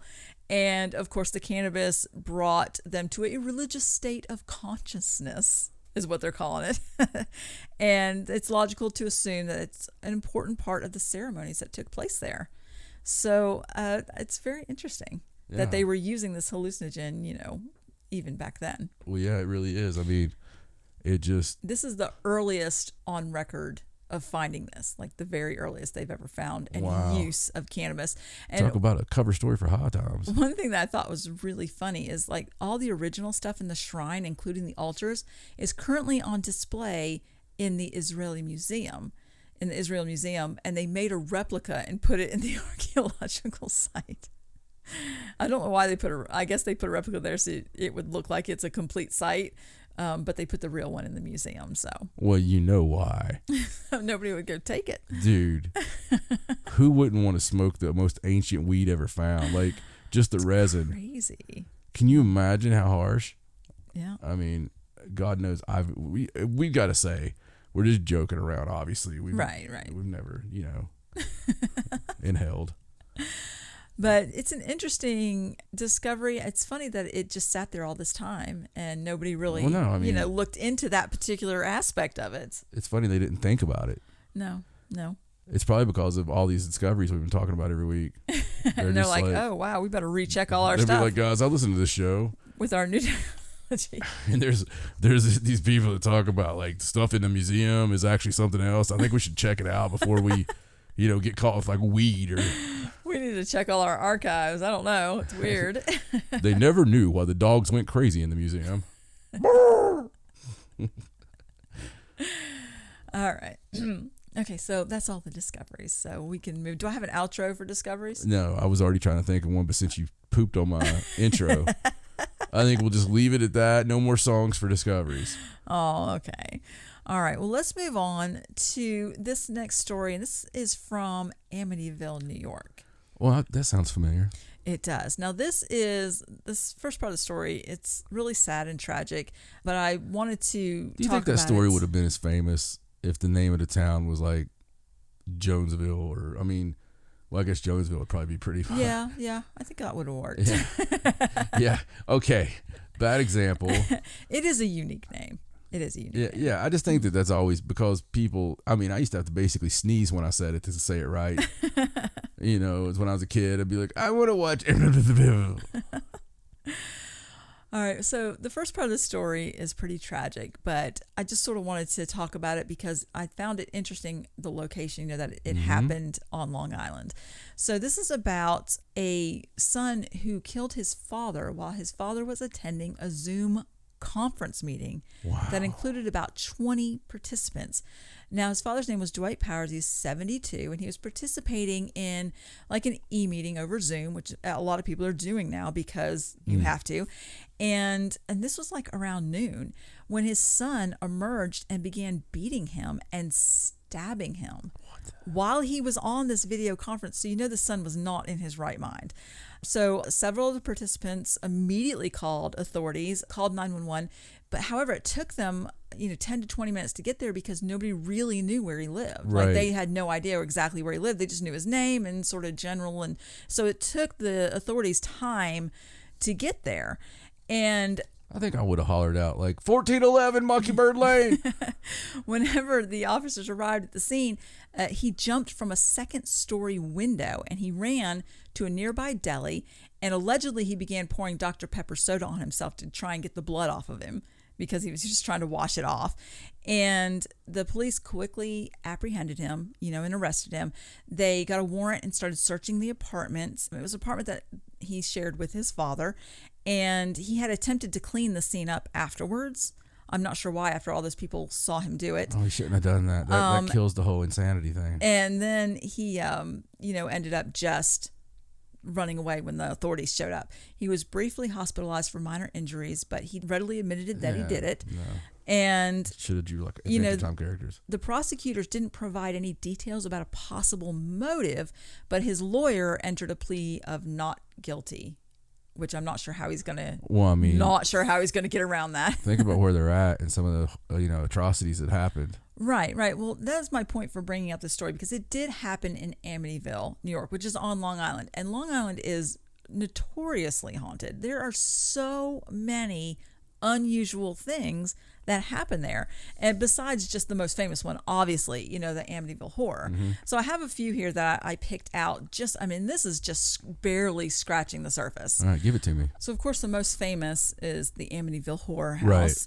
We're back in 1974. Ronald DeFeo Jr. murdered 6 of his family members. It's terrible, man. On that house on Ocean Avenue, and then of course the Lutzes moved in, Right. and they stayed there, but only for 28 days. Like, it was horrible. I think the father, George Lutz, was being influenced. There was a lot of, they had the movie and the book, and there was a lot of accusations going around about that. But the point is, they only stayed in the house 28 days. Right. Something was going on. Yeah. So clearly that's one of the, more famous things. A lot of people know about that one. But then there's also this place called Lake Ronkonkoma. Right. And there's a story there about the lady of Lake Ronkonkoma. So this story started in the mid-1660s when, according to the legend, a lovesick American Indian princess killed herself in the lake's waters after her chieftain father forbade her relationship with a white settler. That's the legend. And it says some believers say the lake has a high percentage of male drowning victims, which they attribute to the princess's ghost claiming lives in retaliation for her unfulfilled love. Oh. So that's like the legend that goes along with it. And then there's other legends that say that the lake is either bottomless or it has underground connections to other waterways, because some of the victims or objects that went missing were never found. So just an interesting haunted location. Might be pulling into another dimension. Another Long Island mystery is the Montauk Monster. Oh my God, this is a good one though. Yeah, and so this was in 2008. And as the tale goes, these 3 Montauk friends found the corpse on a place called Ditch Plains Beach, and they snapped a picture of it. And Everybody's a consensus was never reached on what the animal actually was. Yeah. I think the official expert opinion was that it was a raccoon, but it really doesn't look like a raccoon. It doesn't even look like a raccoon. It's with a because of the mange. experimental lab. Probably. A lot of people thought it was some kind of rodent, pig, dog, or even some sort of alien creature. One theory was that it was an experiment gone awry at nearby Plum Island Animal Disease Center. Exactly. Which makes the most sense. Well, I mean, there's been all kinds of, that thing's steeped in controversy and conspiracy. So, well, there was a theory. The reason they say raccoon is there was a theory that a group of friends found a dead raccoon and gave it a, quote, Viking burial by putting it on a, inflatable pool toy, lighting it on fire and pushing it out to sea. So, but it does say that since then, similar carcasses have appeared under the Brooklyn Bridge and on a Rockaway beach.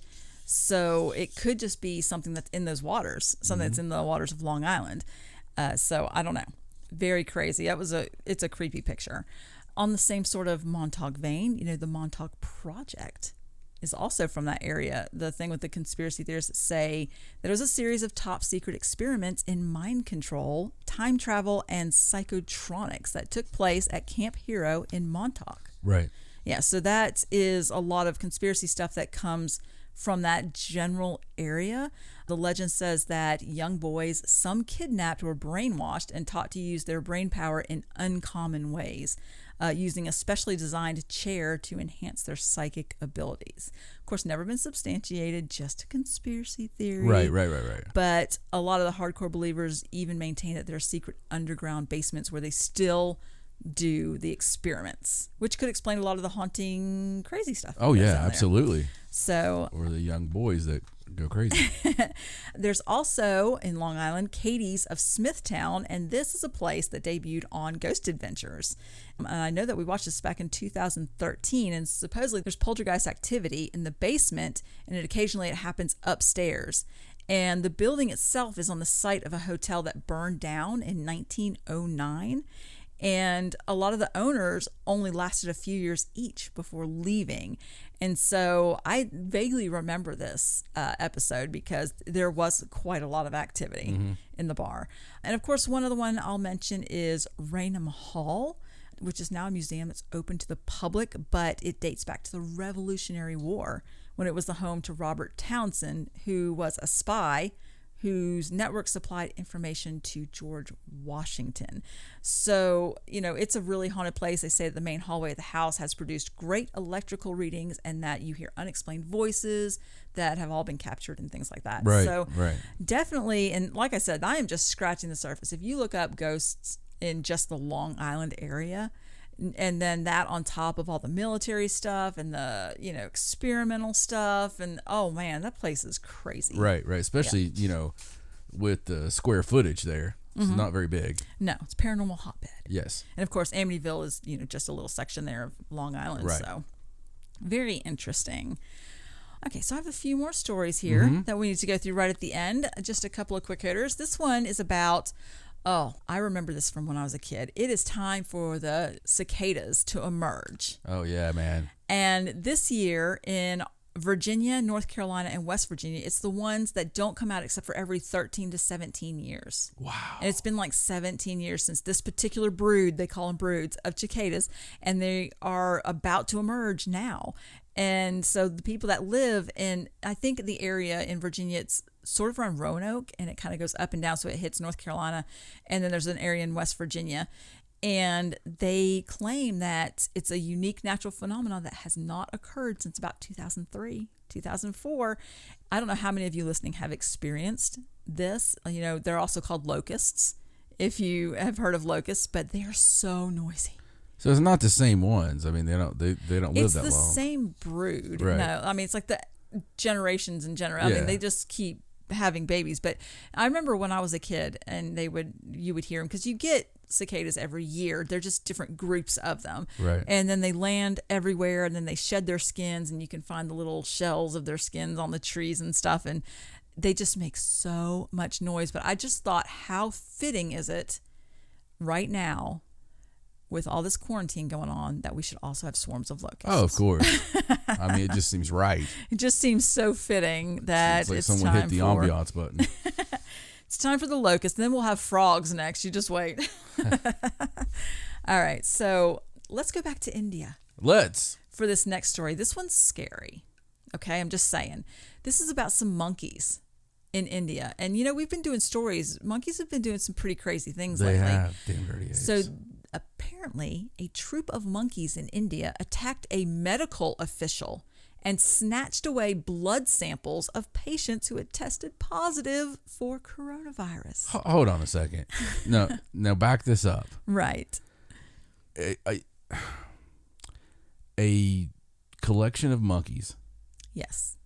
A gang. A troop. They call it a troop, but it's probably more like a gang. Yeah. Okay. So Yeah. a troop of monkeys attacked somebody and took blood samples. Yes, they attacked a medical official who was walking on the campus of a medical college carrying some samples of blood from people that had coronavirus, that tested positive.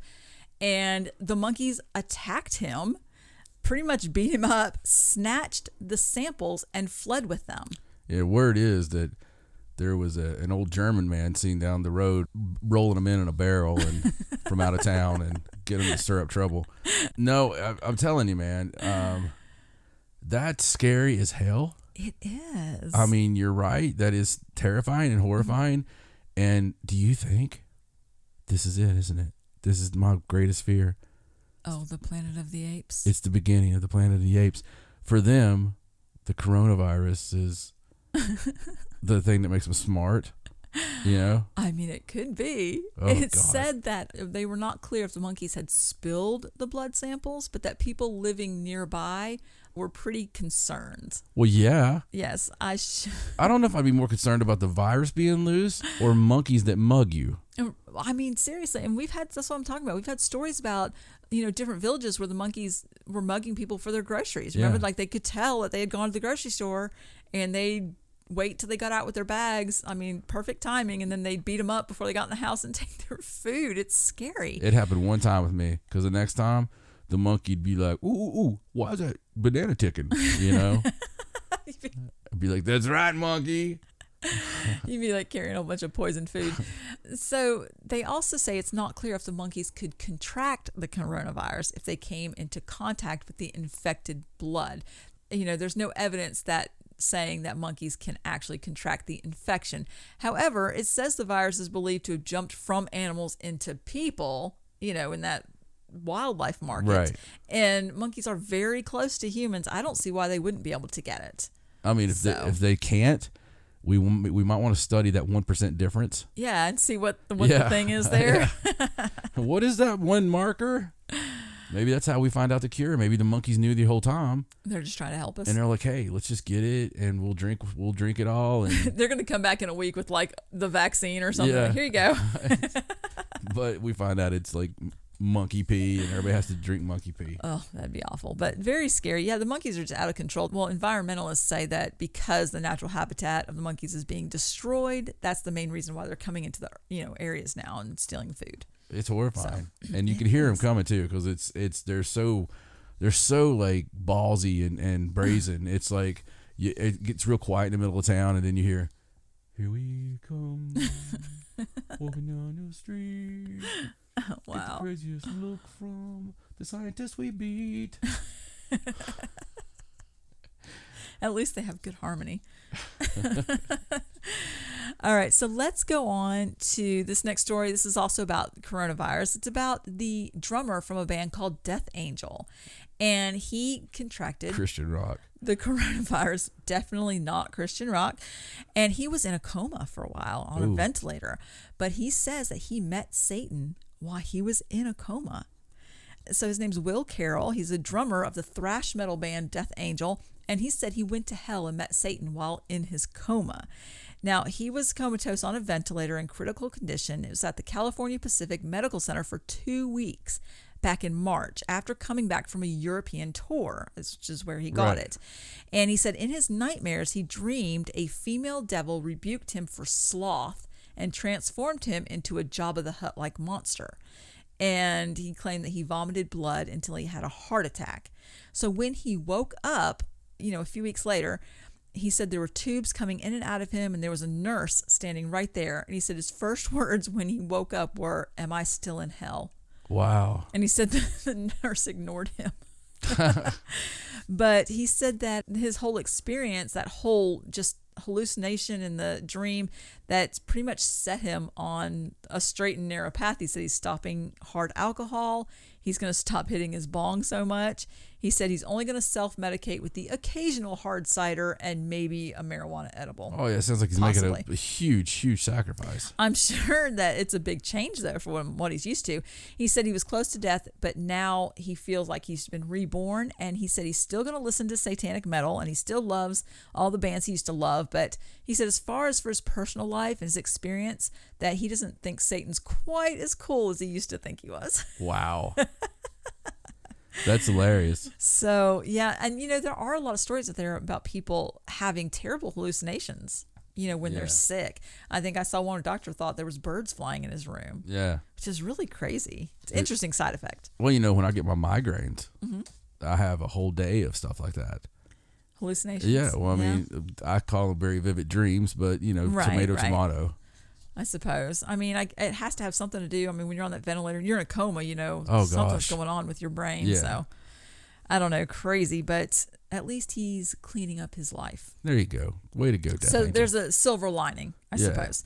All right, so this next story is about some brothers. He could like help the hearing impaired now. Just call it Death Angel. What? I just think if you really want to make a change, you know, it wouldn't even matter how good the music was. It doesn't matter if it's thrash metal. They can't hear it. Right. All right, so this is a story about three You young... could like aggressively move your hands, like for the, you know what I'm saying? Like, you know how you always have the women at church that are doing standing on sign each side? language. Get like two heavy metal chicks, Right. and they could just stand up there and like sign right in your face. yeah, man, just like not just doing it like thrashing, like you know. I think that would get the point across. Yeah. All Sorry. right, so this next story is about three young Bolivian boys. We're back to Bolivia now. Yes. These boys were unfortunately hospitalized earlier this month because they were stung by a black widow spider while tending goats in their small village. However, they poked the spider with a stick and let the spider bite them because they believed it would give them powers like Spider-Man. We see. Like the comic book superhero Spider-Man. They were only 12, 10, and 8.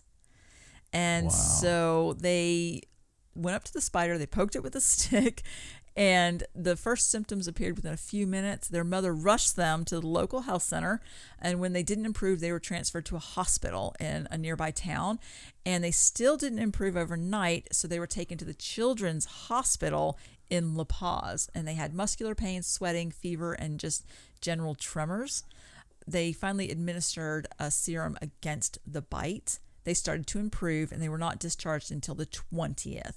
And it does claim the black widow is not usually aggressive unless you poke it with a stick and stick your hand out for it to bite you. But interesting story. It's hard to believe that, you know, comic books are so influential like that. Well, and obviously not enough because it would have worked if they had done it, you know. If they had a radioactive spider. I think they missed the radioactive part. Right. Maybe there's something lost in translation there. Yeah. Perhaps. Listen, if you kids Bolivia. are listening, you need to do it again and do it right.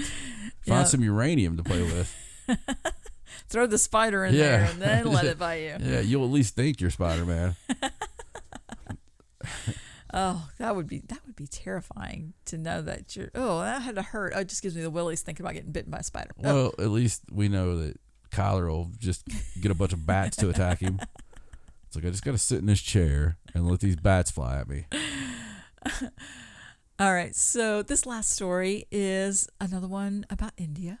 Okay, well, this is a weird week. Yeah, and so India is about how India captured a, quote, spy pigeon suspected of working for Pakistan. Oh, my God. Pakistani pigeons are the worst. So a pigeon suspected of being trained, they suspected the pigeon of being trained as a Pakistani spy has been detained near a disputed border in India after officials discovered a coded ring attached to its foot. Now, the pigeon was painted pink, which is unusual anyway. I guess you could spot it. I mean, that kind of says, you know, this has a coded message. Look for the pink pigeon. It also kind of says it's not an undercover spy per se. That somebody needs to. They say. Excuse me, Bob. Listen, I haven't been drinking before you ask, but so help me God. Is that a pink pigeon? It says that the pigeon has been trained as a spy, but I feel like its training is lacking somewhere if it thinks that pink is undercover, so it needs to go back to the training facility. So they detained it, and they're unclear where it came from, but because it had that coded ring on it, so it had alphabets and numbers written on it, and they detained it because they're afraid that somebody's trying to send some sort of message. And this isn't the first time they've detained pigeons with different messages. Like sometimes they find them that have secret messages tied to them or written on them somewhere. I mean, it's not super common, but it's happened before. Bring that pigeon to me. Smithers. Sir, I got bad news. He got Not the suicidal birdseed. he had a little caplet in the back of his throat. I couldn't get there quick enough.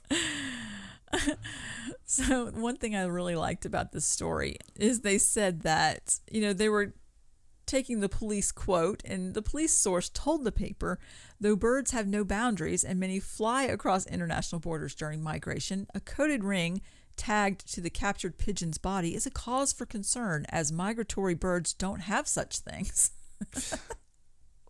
So he's letting you know, normally.